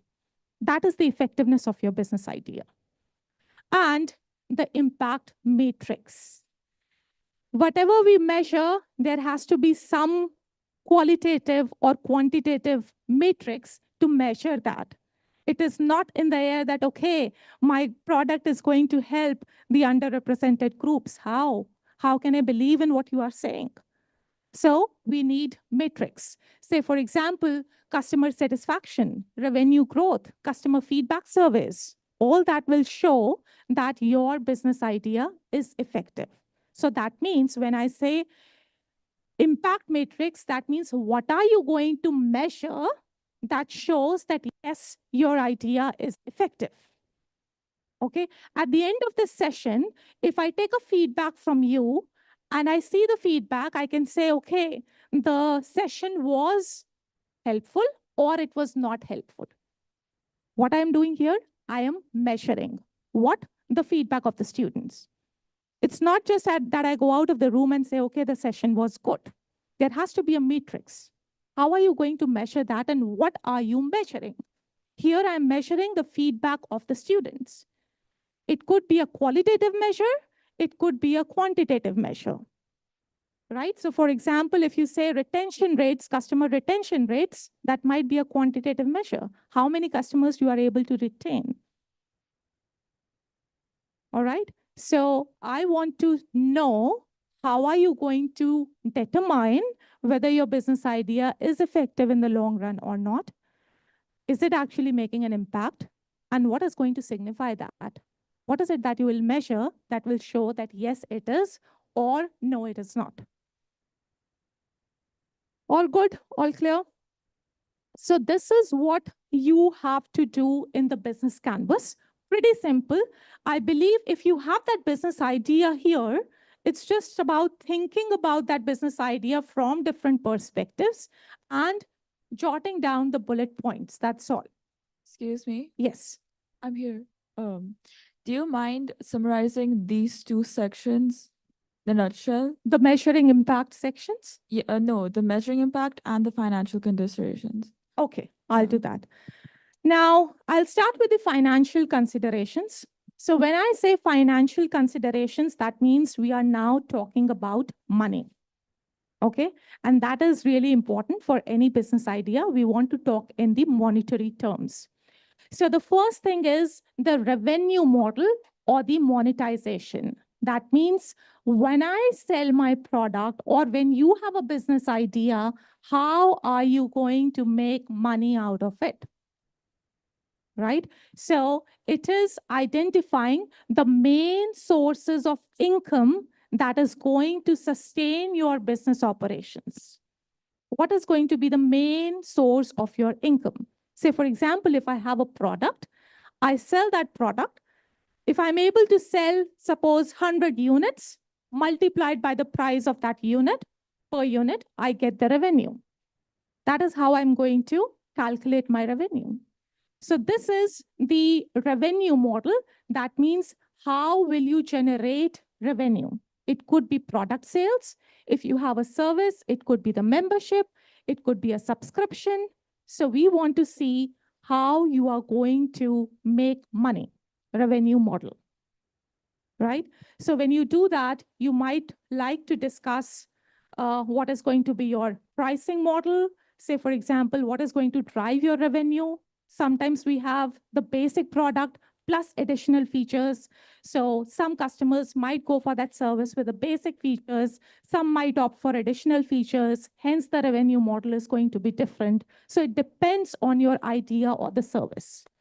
But in very simple terms, we want to see what drives sales. What will drive the sales? If I have a product, the more the number of units that I'm able to sell, the more is my profit. Isn't it? That is driving sales. So revenue model monetization, does that make more sense now? All right. Coming on to the financial sustainability means you will see many businesses who are able to earn profits in the short run, but then exit. They then discontinue. They are then not able to scale or grow. Yes. Yes.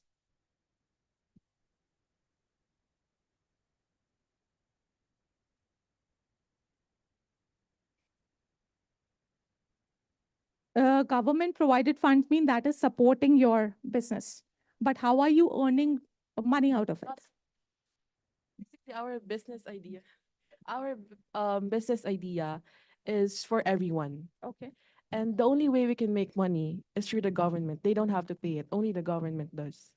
So how will we generate the revenue for that?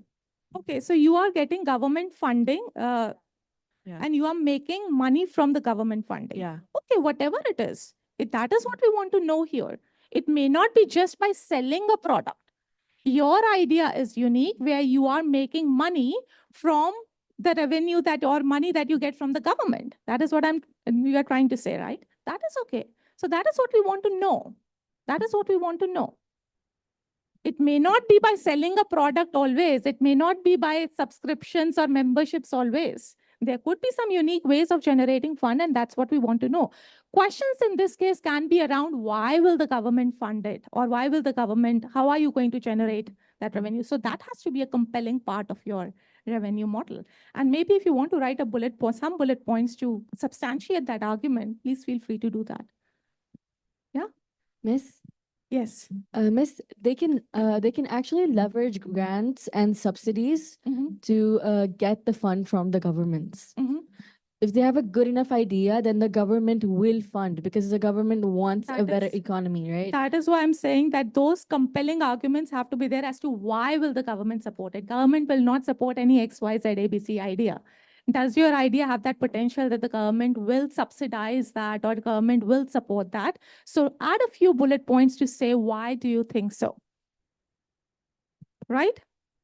So don't just think about it, be creative. Don't just think about it in simple terms that number of units sold is what is going to drive your business. It could be some innovative, creative perspective to it. Okay? The other is the financial sustainability. That means whether your idea can be scaled with or without funding. We want to know the financial sustainability and how it can generate profits over time. That should be your goal, right? To scale your business, to grow in your business in the future. So we want to know how will the business sustain itself in the long run? Maybe by diversifying the product line, maybe by entering the new markets, maybe you are growing in some other way that you are scaling or growing your business. The investors would like to invest in those businesses that have the potential to grow in the future. That is how they see more money or more profits from that business. Right? So how are you going to scale your product and scale your business? And we also want to see that will it be profitable in the future without any external funding also. Initially, companies do need external funding, right? But in the long run, as you grow, will you be able to support the business yourself? Will it be a self-sustainable business or not? That is what we want to know. And if you say yes, how? Right? Is that clear? Does this make sense? All good? All clear? Please feel free to ask questions because this is something which is really important. When I say measuring impact, that is the real effectiveness or impact of your business. That means you define the desired outcomes of your business idea. Is it going to have some positive impact on planet, on people? So when we talk about businesses today, we don't just talk about profits. Rather, we say that businesses should focus on the 3 Ps. What are the 3 Ps?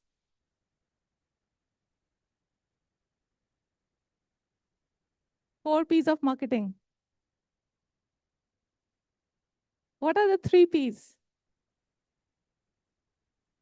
what the organization should be concerned about? Is it just for making money? Yes.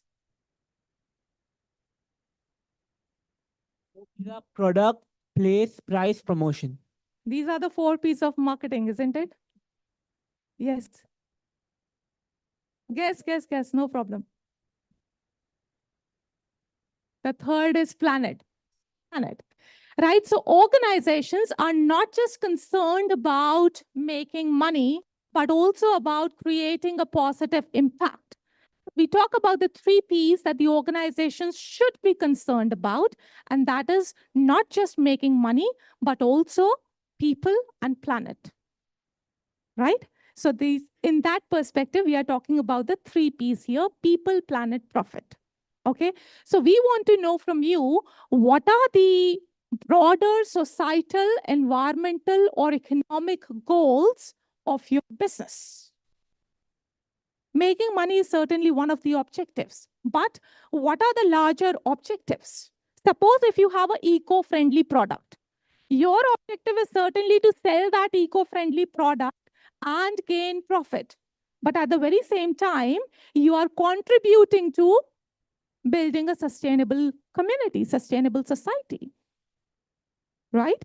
So we want to see what are the broader goals and how will your business contribute to bringing about a positive change. Say, for example, your business has a lot of potential to create jobs in some rural areas. That is a positive impact of your business, isn't it? So what are the specific communities or causes you aim to impact? Is it some underrepresented groups in the society that you are going to help? Or the local artisans in some area, or the population in a rural village? What are you going to do? What is the broader goal of your business? Societal, environmental? What is the impact that your business is going to create? Is that clear? And when you say, okay, I'm going to do that, then it is not all in the air. I want to know, how are you going to measure the effectiveness of your business? When you are in class and you participate, you perform well, ultimately your marks reflect whether you are a good student or not. So how I am measuring your performance? Through assessments, your marks. They indicate whether you are good students or not. So for your business, what are you trying to measure that will say, okay, your business is doing well, it is in good health, right? So it could be the key metrics that you are going to use to measure the success of your business. Is it going to be the customer satisfaction rates, your revenue growth, or the impact that you are able to create in terms of sustainability? Is it going to be the customer retention rates? Is it going to be specific percentage of repeat customers that you get? That will determine the success of your business. So when I measure this, that will indicate that my business is effective. It is able to create that impact. Does this make sense? Clear? All good for you? All good? All right. Any other questions related to this business canvas? I know it needs some amount of thinking, deep thinking. Look at some of the concepts. Think about your business idea again. Yes. Not at this stage. But certainly, if you have some compelling numbers that you would like to mention, feel free to do that. Yes. Business canvas, Lanita, if you are here and you can help me out with the date to submit this one. 27th October, so roughly 10 days. Yes. Anyone else? Any questions? So how to complete this business canvas for those who already have the business idea? Some of you raised your hands and said you already have the business idea with you. Good. Sit down with your teams. Think about all these aspects first, and don't just think about one section and start writing. Think about all the sections. These all should be aligned, right? So maybe those conversations, those ideas will change when you get into that brainstorming session. So think about all this, and then as a group, see, do you think your business idea is compelling? Does it stand out? Is this unique or not? Right? And complete this business canvas. For those who do not have the business idea in mind, the first step would be to first brainstorm and see, what do you want to do? Right? Where do you want to make a difference? What kind of product, service, or idea is something that you would like to make a reality? So think about those and then start working on this canvas. Don't jump to this canvas straight away, right? First, you should have the idea, and then you will start working on it step by step. It might happen that it will go through several rounds of revisions, several rounds of iterations. So whatever is the due date, just to try to complete it maybe a couple of days before, just think over it again, brainstorm, deep thoughts, last moment changes, and then submit the revised version. Yes, please.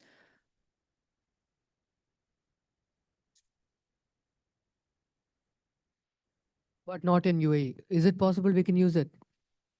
Again, when you look at whether it is not there in the UAE, okay, it can be there in the UAE, but is it going to be unique? Or it can be done easily because it is existing in the other countries. Are you going to do that with additions, revisions, modifications, and then you come up with a unique product in UAE, which is adapted version of a certain product that is already existing? Yeah. So basically like a jacket. Maybe like a thick jacket, you modify it to UAE, you make it thinner like that. Yeah, So and like you then can. that comes a unique product. That is what I want to see. That those thin jackets might already be there in UAE. So it is an adapted, it is not altogether a new invention. That invention already exists. You are not inventing anything new, but you have come up with a new version of it, which is unique, and not other competitors are offering it. That's fine. Thank you. Yeah. Any other questions? Can I just say, if you have a question, just wait until the mic gets to you so that everyone else can also hear your question. Yeah, also, like this document, will it be uploaded somewhere like for us to see with the explanations? Yes, Lanita, is this document already, this is already with them, right? I think you have already received this document. Yeah, but we're not received the ones with the, like prompts in them. Mm-hmm. Like it's only the plain one. Okay. Yeah, we are happy to share that this version as well. That's not an issue. Yes. Any other questions? All good? Okay. Now, once you submit your business canvas, please don't think that it's just the bullet points and I can do it. Yes, just give me a moment. I'll come to you. Don't think that, okay, it's just the bullet points. It will just take one day and I will submit. Believe me, this is a wonderful opportunity if you are really serious about bringing this business idea into reality, right? So it needs time. It needs deep thinking. It needs critical analysis from different perspectives, brainstorming that will take time, right? So immediately start working on it and make sure that you submit a compelling business canvas. Yes, there was a question there. When's the canvas due? Sorry? When's the business canvas due? What does the business canvas do? No, when is it due? When it is due? 27th, you said, Lanita? Sorry. 27th? 27th of October. And how do I submit it? For anyone asking the dates per segment of the BCC, you will have access to a portal, a dedicated portal. Details will be emailed to you on 27th morning for you all to upload your canvas. All details will be emailed to you. So we request you to please add Curtin University as your contact. There are already a couple of email addresses that we made available to you at the time of registration to add as your contact. So have them handy. All details will be emailed to them. In addition to it, there is a dedicated Business Cup Challenge landing page, which you all may have seen. Over there, we have also listed the timeline of the competition, so do keep an eye out for it. Yeah? I hope I've answered the question. Is there a minimum word limit for the canvas? There is no word limit for the canvas, but because it's just the bullet points, keep it brief yet clear.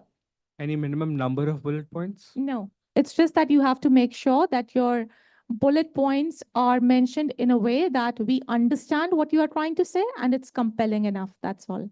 And another question, which is how many people from one team can be part of the elevator pitch? Is it just one or? I think Lanita would be able to answer that for the elevator pitch. How many members? For the elevator pitch, the format will remain the same as the previous years, where only one student will be presenting the pitch. Just to keep in mind that you'll have 40 seconds only. So if you have to switch between more than one person, you'd be losing time in that switch over. So in that interest, we encourage only one person to present the pitch. In case you would like to have more than one, you're welcome to do so, but keep the time lost, because once the timer goes off, once it hits 40 seconds, your time is done. Anything you say beyond 40 seconds will not be judged. Yes, please.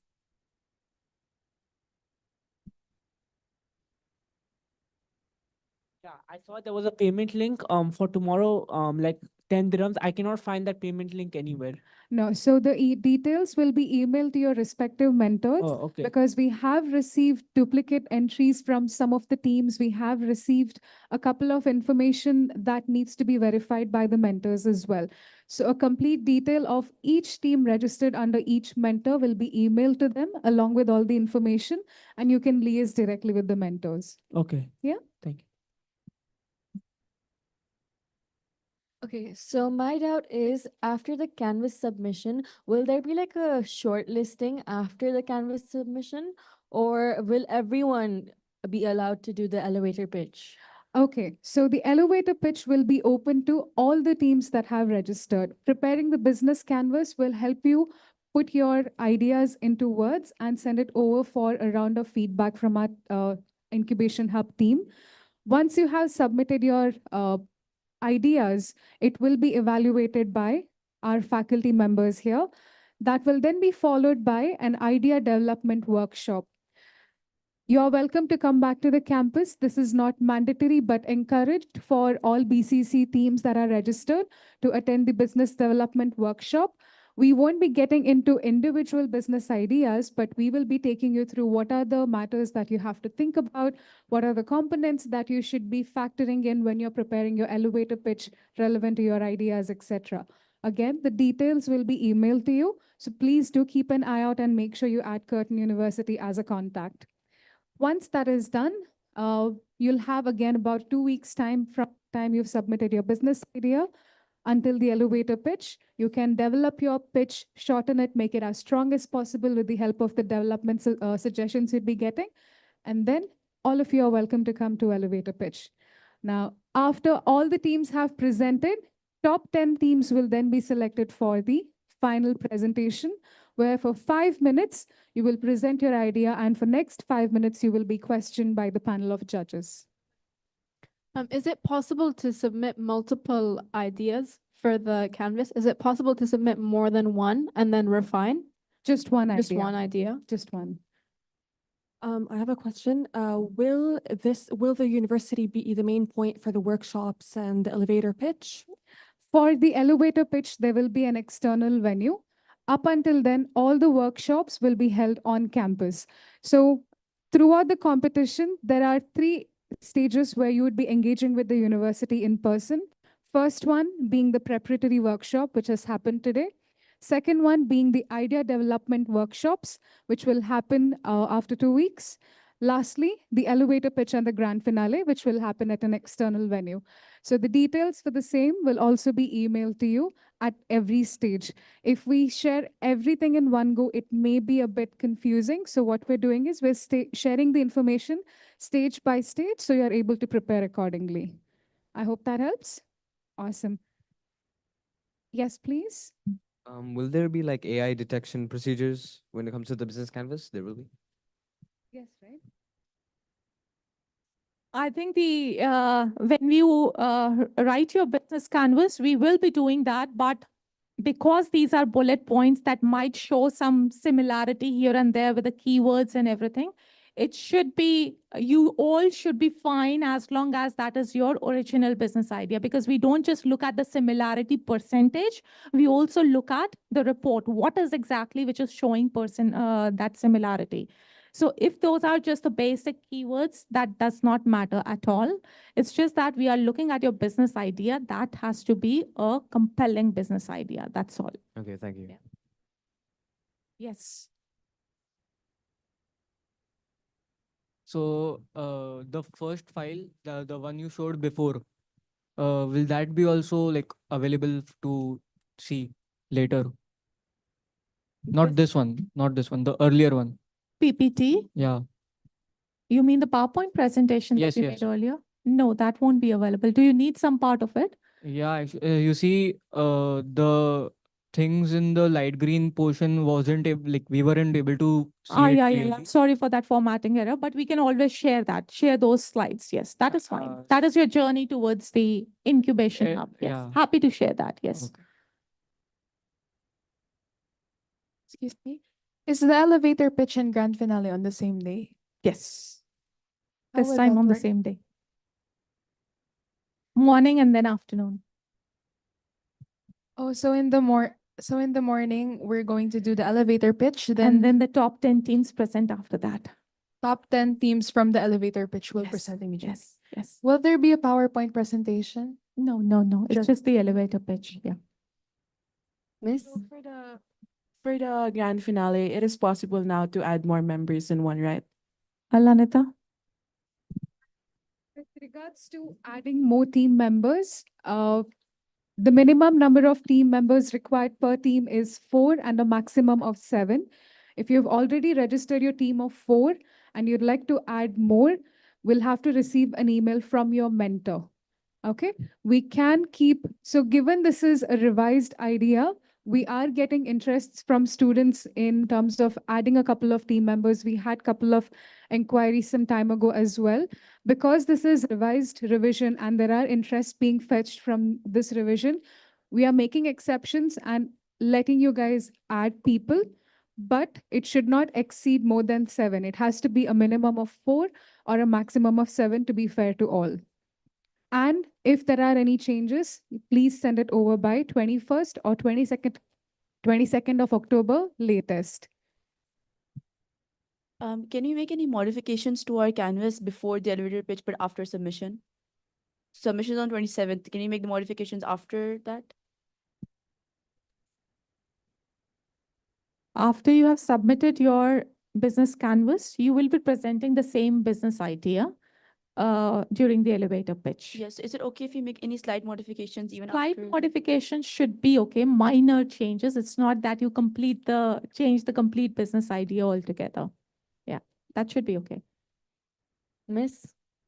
Miss, can you please elaborate on what is expected in the 40 seconds and how we can maximize those 40 seconds and use them to the full potential to get selected?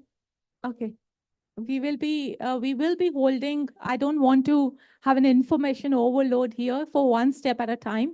We will be having the idea generation workshops very soon. So during those workshops, then we'll be working on the elevator pitch. Till that time, you're working on your business canvas. Yes, but maybe you can just give like a brief elaboration, like just brief of what's expected or what could get you What is selected. expected is the crux of this business plan. Okay. Right. And the most important thing is your business idea. In those 40 seconds, you are able to present a compelling business idea that shows the judges, yes, this has the potential to go further. So you have to think during those 40 seconds, what are the most important points of your business idea that you must present, especially in terms of money matters, the financial part, that is really important.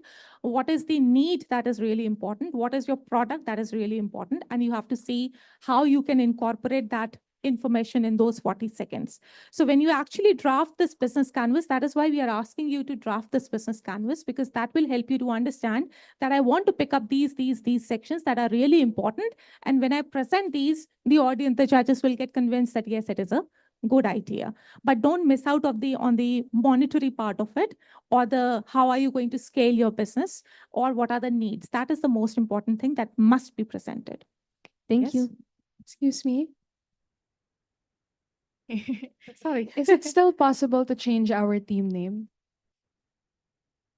Yes. Okay.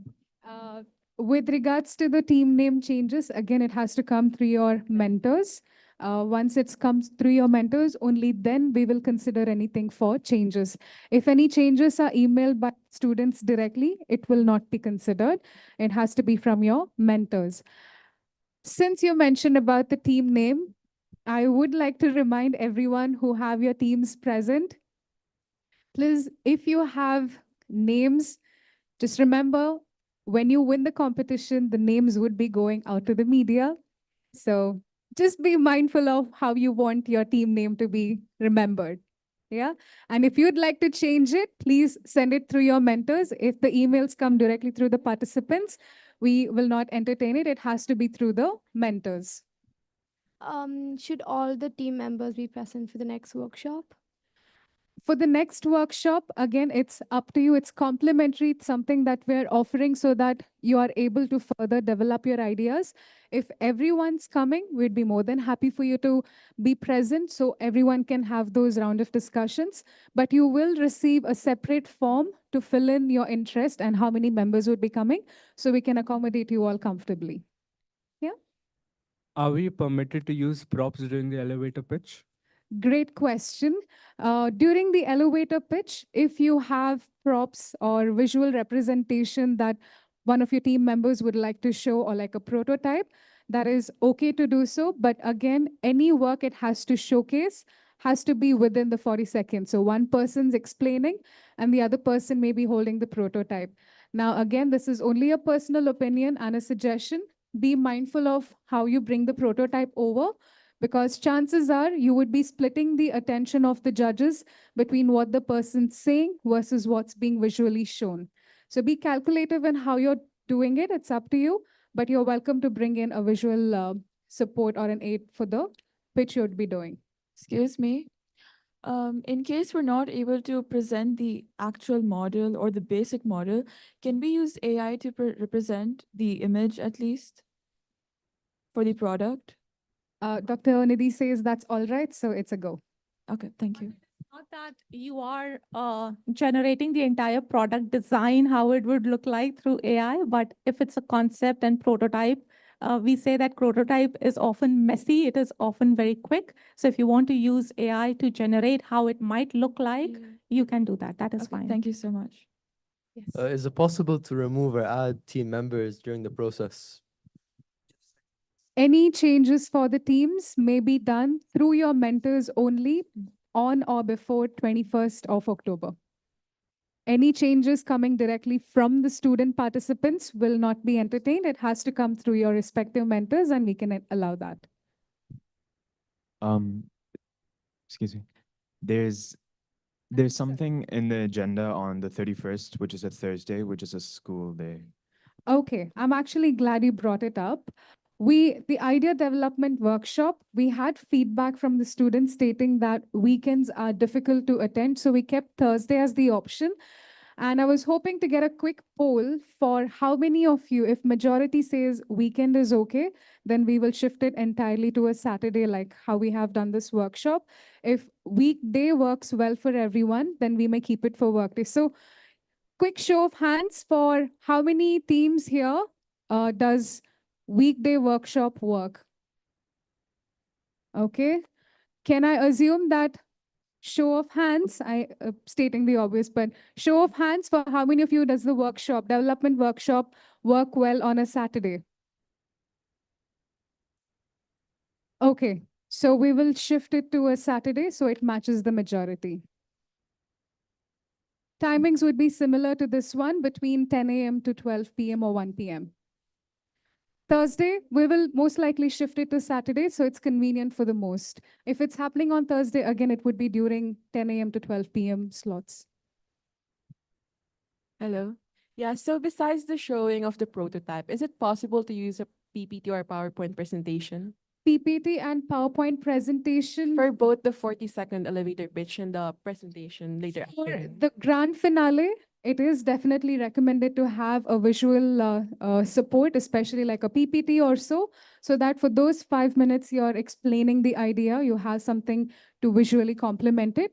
But for the elevator pitch, we will not entertain or rather encourage the PPT usage because you would be losing time in having it set up, then display, because as soon as you're on the stage and you hold the mic, the timer begins.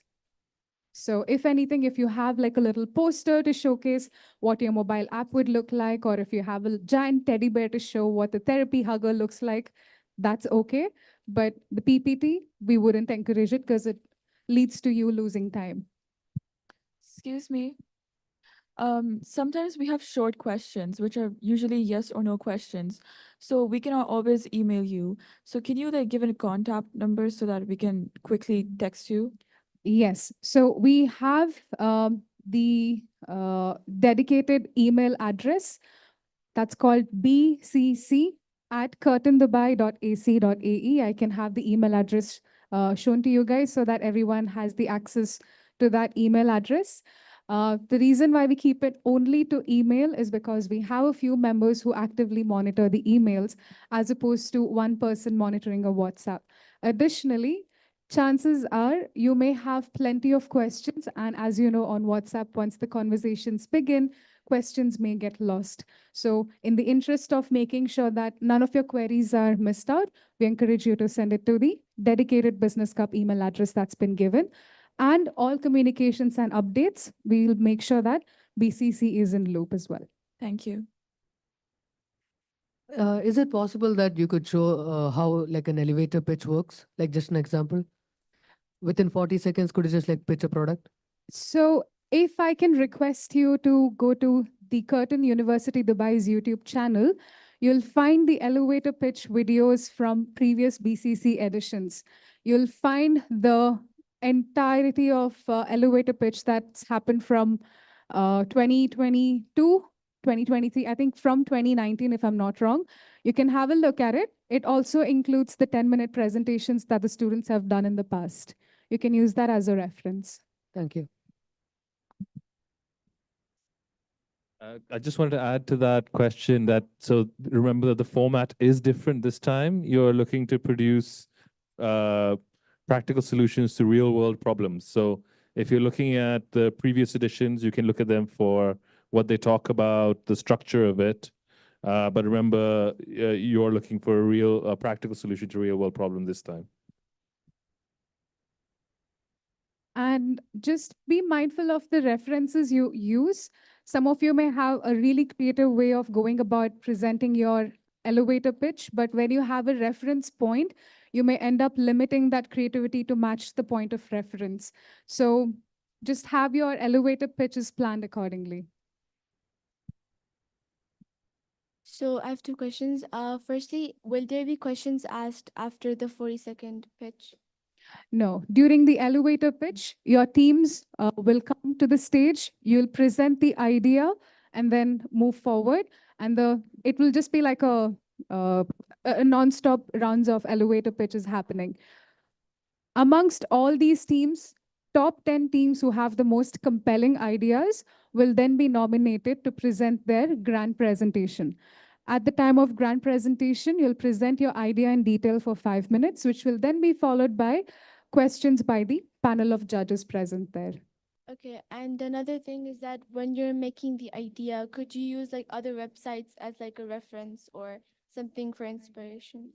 Sorry, come again, please.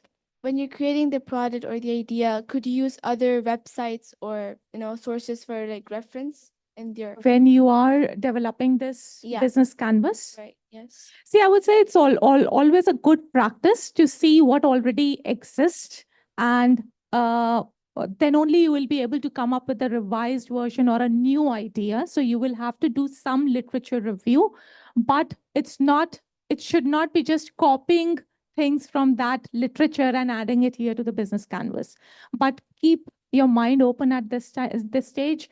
Go through the literature, see reports, read other sources to see what already has been done and what is new that you would like to do. So yes, it would need some amount of literature review or reading to see how your idea can be compelling. Yes. Yes. Can we make the pitch a little interactive with the judge? The elevator pitch? Yeah. No, there will be no time to do that actually. So 40 seconds, that is really short, and you might find it a very tight timeline to just present your own idea as well. Forget about making it interactive then. Okay. So it's just your idea and that's it. Yeah. Yes, please.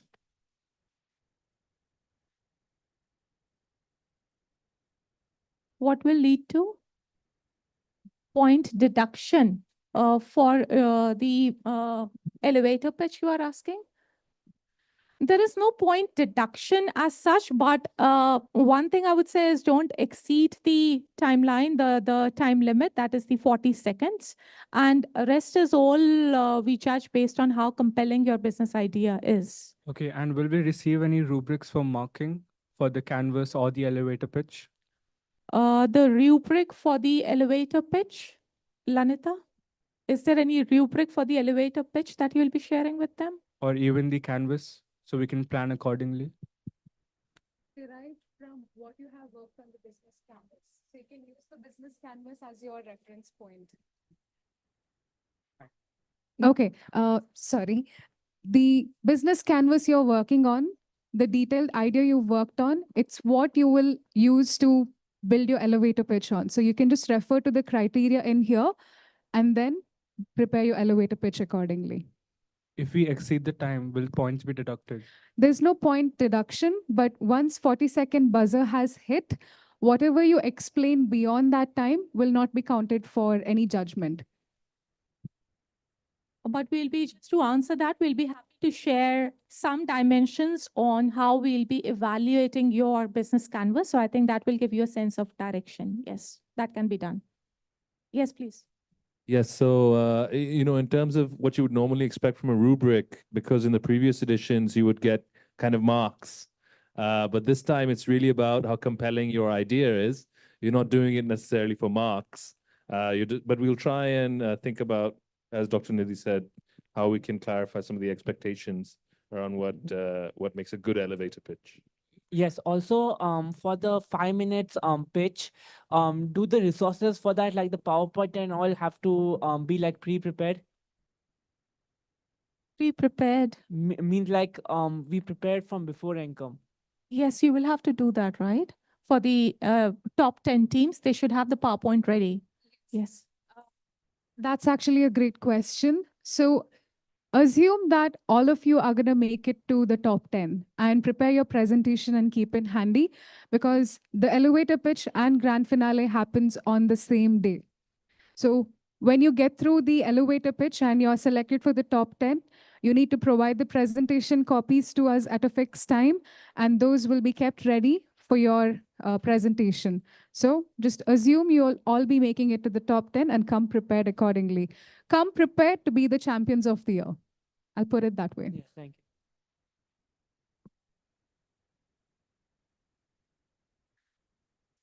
There's one more question. Would you like to answer that? The question is, does it have to be a product or a service? All right, so there is a question online. If your idea should be a product or a service, am I right? It can be anything. It can be anything, right? So it can be a product, it can be a service, or anything that you see, or maybe a concept that you feel has the potential. So it is not, there are no strict guidelines that it should be an innovative product or a service only. It can be anything. There's one more question online that's asking whether the business canvas should be submitted as a PDF. The template that I emailed to you is already in the PDF form, which is editable. So once you have added your points, Make sure to save it and then upload it on the portal link that will be sent to you. It will be reviewed as the PDF file itself.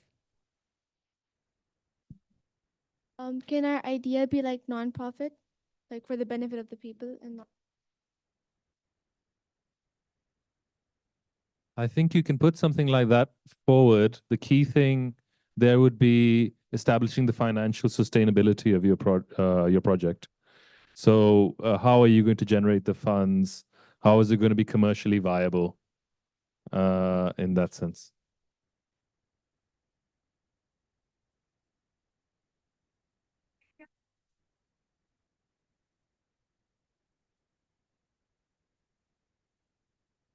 Yeah, will there be preparation time after the pitch, after the elevator pitch for the grand finale? So the agenda, I'll explain based on the previous editions we've had. The agenda for the final day, which will be on 16th November, the competition will start around 8 a.m., 8 a.m. to 8:30 a.m. to accommodate all the teams that are present. We will have the initial briefing for about 15-20 minutes maybe. And once the competition begins, let's assume in the order of seating, one after another will head to the elevator pitch. Now, if only one person from your team is heading for the elevator pitch, the rest of your team will still have the opportunity to work on your PPT or anything like that. By 12 o'clock or so, we will give that as the deadline to keep your presentations ready. If we get done by the elevator pitch by 12 o'clock, the top 10 teams can then email the presentations to us. So you would likely have time until there. Now, to be fair to all the teams that are present, we may also give you the deadline a day before the elevator pitch to submit your presentations, and we keep it handy. But we will let you know how exactly we'll take it forward closer to the date. But that's the agenda of what the final day would look like. You'd still have a few minutes to prepare your verbal points, maybe not your PPT itself, but you'll still have some time to work on your verbal points. So basically, we have to present the presentation like after the elevator pitch or during it. No. The competition on the final day will start with elevator pitch. We have around 220 teams that have registered. All 220 teams will present their elevator ideas. After they have completed, we will announce the top 10 teams. Only the top 10 teams will then proceed to present the detailed presentation. Okay. How many minutes do we explain? Like any time limit for explaining the presentation? Yes, 5 minutes to present your idea and 5 minutes for the question answer from the judging panel. Okay. Yeah. So unfortunately, on the day of the elevator pitch, we got examination. So is it possible we can join later on the day, or like we have examination till I'm pretty sure 12. 12. Yes, 12 or 12, 11, 1. Okay. I'm actually glad you asked that question. The allocation of elevator pitch will be given on a first come, first serve basis that day. So whichever team comes first, they'll be allowed to present in that order. So if you arrive late, we will then allow you to present at a later time. But we will likely finish all elevator pitches by 12:30, 1 o'clock latest. So what do you suggest we do? I would suggest, do all of your team members have exams that day? Yes, our whole school has examination that day. Is it possible for one of your mentors to maybe come ahead and reserve a spot for you towards the end? Yes, ma'am, we'll speak to our mentor about it. Yeah, just have a consultation with your mentor. And if any one representative can come and hold the spot for you towards the end, we can try and squeeze in. Okay. Thank you. But in case the elevator pitches, all teams are done and it's time for us to move forward, in the interest of all other members' times, we'll have to proceed. So I'm just giving a heads up. Also, since there are 220 teams, wouldn't it be like, as in a coincidence, two teams have the same idea or so? So then what happens? Sorry, come again, please. So you mentioned there are 220 teams. So isn't there a possibility that two teams have the same idea or similar idea? There is certainly a possibility there, but there are very bleak chances that their entire business canvas is the same, right? We might have an idea, but maybe a different audience or the financial sustainability, the revenue model, all that can be different. So you are right, there can be a possibility that two ideas are same, but a very little chance that the entire canvas is same. Okay, thank you. If we are unable to do the elevator pitch, could we do it online, like in a meeting? The elevator pitches are all in person. You cannot present online, unfortunately. Yes.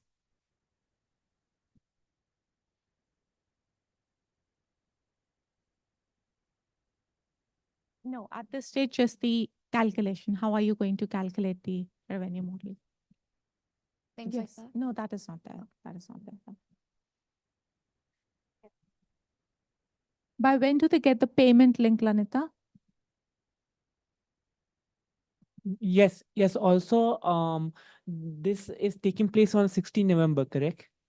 Yes. On a Saturday. Mhm. Okay.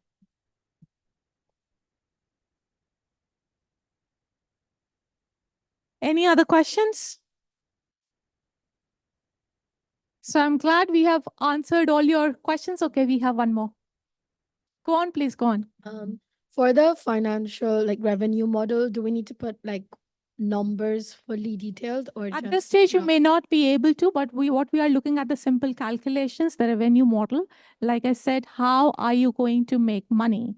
So for example, how can we know how you are going to generate revenue? Say, for example, you say, I have an innovative product.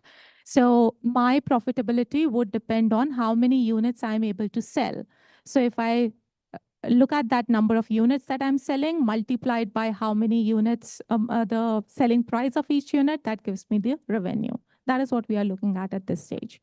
Because those figures, those numbers, probably you would need a mentor to actually look at that figures, numbers, market, customers. So we'll keep it on for later. Anyone else? All good? All clear? Have you answered all the questions? All right, so just okay.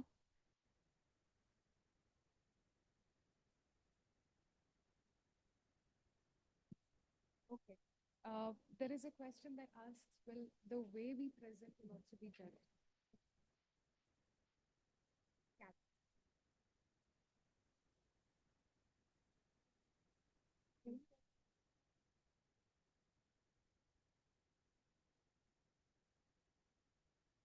Yeah. Okay, so when you present your elevator pitch, there is an online question if the way you present is also considered by the markers or the judges. Yes, because this 40-second pitch should be really, really very impressive and compelling, right? So there are two things that really matter. One is the content. That means what are you speaking? And the second, the way you are putting your idea across. So both are important. You should be fluent. It should be well rehearsed. You should be very confident. And the entire pitch should be very impressive. So all that is being evaluated by the judges. You may have a really good idea, but you are not able to present it well. That again impacts your evaluation. So make sure that you practice 40 seconds, well rehearsed, uninterrupted, fluent. Yes.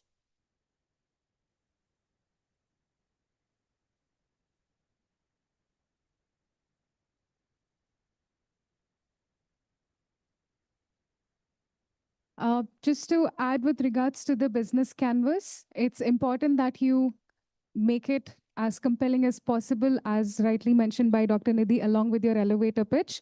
Because once you submit your business canvas on 27th, after assessment, we will be keeping the scores assigned for your cases as a base.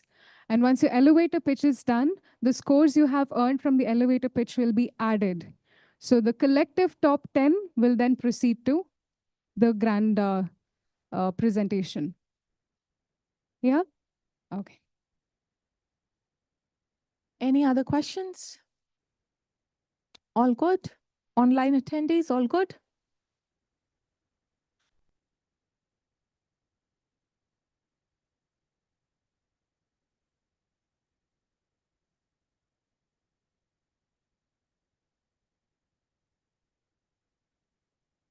All right, so more or less we have answered all the questions. In case there are some questions online that are being repeated, the team will address them very shortly. Now, before we actually wrap up, just a couple of words. Someone asked a very interesting question if we can submit multiple business canvas. So the answer though is no, but I want to tell you that when you actually are into that idea generation stage, you will get multiple ideas here that I can do this and I can do this and I can do this. The best way to think which idea to go forward with should be this business canvas. Because right now, when you have multiple ideas, you are just thinking about the idea. But think about the other sections of the business canvas and you will yourself get the answer that which idea is worth moving forward with. Right? That is the reason, in fact, why we develop a business canvas so that you don't just look at your idea, but you also look at different sections like your audience needs, your customers, your stakeholders. What is the unique selling proposition? What is the revenue model? Is it sustainable? Is it creating impact? Then you will be able to identify which is the best idea and go forward with that one. That is why your business canvas is really very important. The second thing is there are a lot of questions and anxiety around elevator pitch as well. We know that. And that is what we are going to address during the idea development workshops, right? So it is important. We encourage you to attend those. And there we will also be giving you some tips and tricks to present well the elevator pitch component. But in a nutshell, it's just a 40-second thing where we want you to present your compelling business idea. What to include, again, depends on what you would like that the judges must know about your idea, right? So some of the things that we would really like to know is what is the need, what is your product, what is the financial sustainability or the revenue model. Those are certain important things that you must include. And again, equally important is how you present.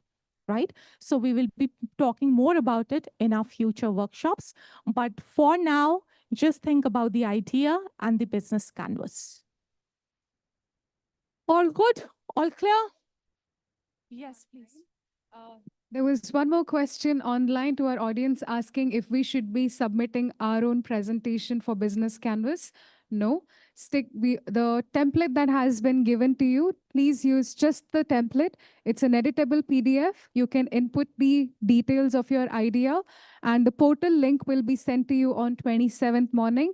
At that point of time, you can go ahead and upload the canvas. Yeah, do not use your own documents. Do not use a separate PPT. Please stick to using just the business canvas model that template has been already sent to you. We will share it once again for your ease, and you can just use that. Yeah. Thank you so much, Dr. Nidhi and Dr. Bilal. You've seen the faces that would be bringing the incubation, future of entrepreneurship, and bringing your ideas to life in the upcoming weeks. So definitely a massive thanks to you, both of you, for your time. And good luck to each and everyone present here. You showing up on a Saturday morning, wanting to hear through the workshop is the first step towards your championship. So give yourselves a huge round of applause.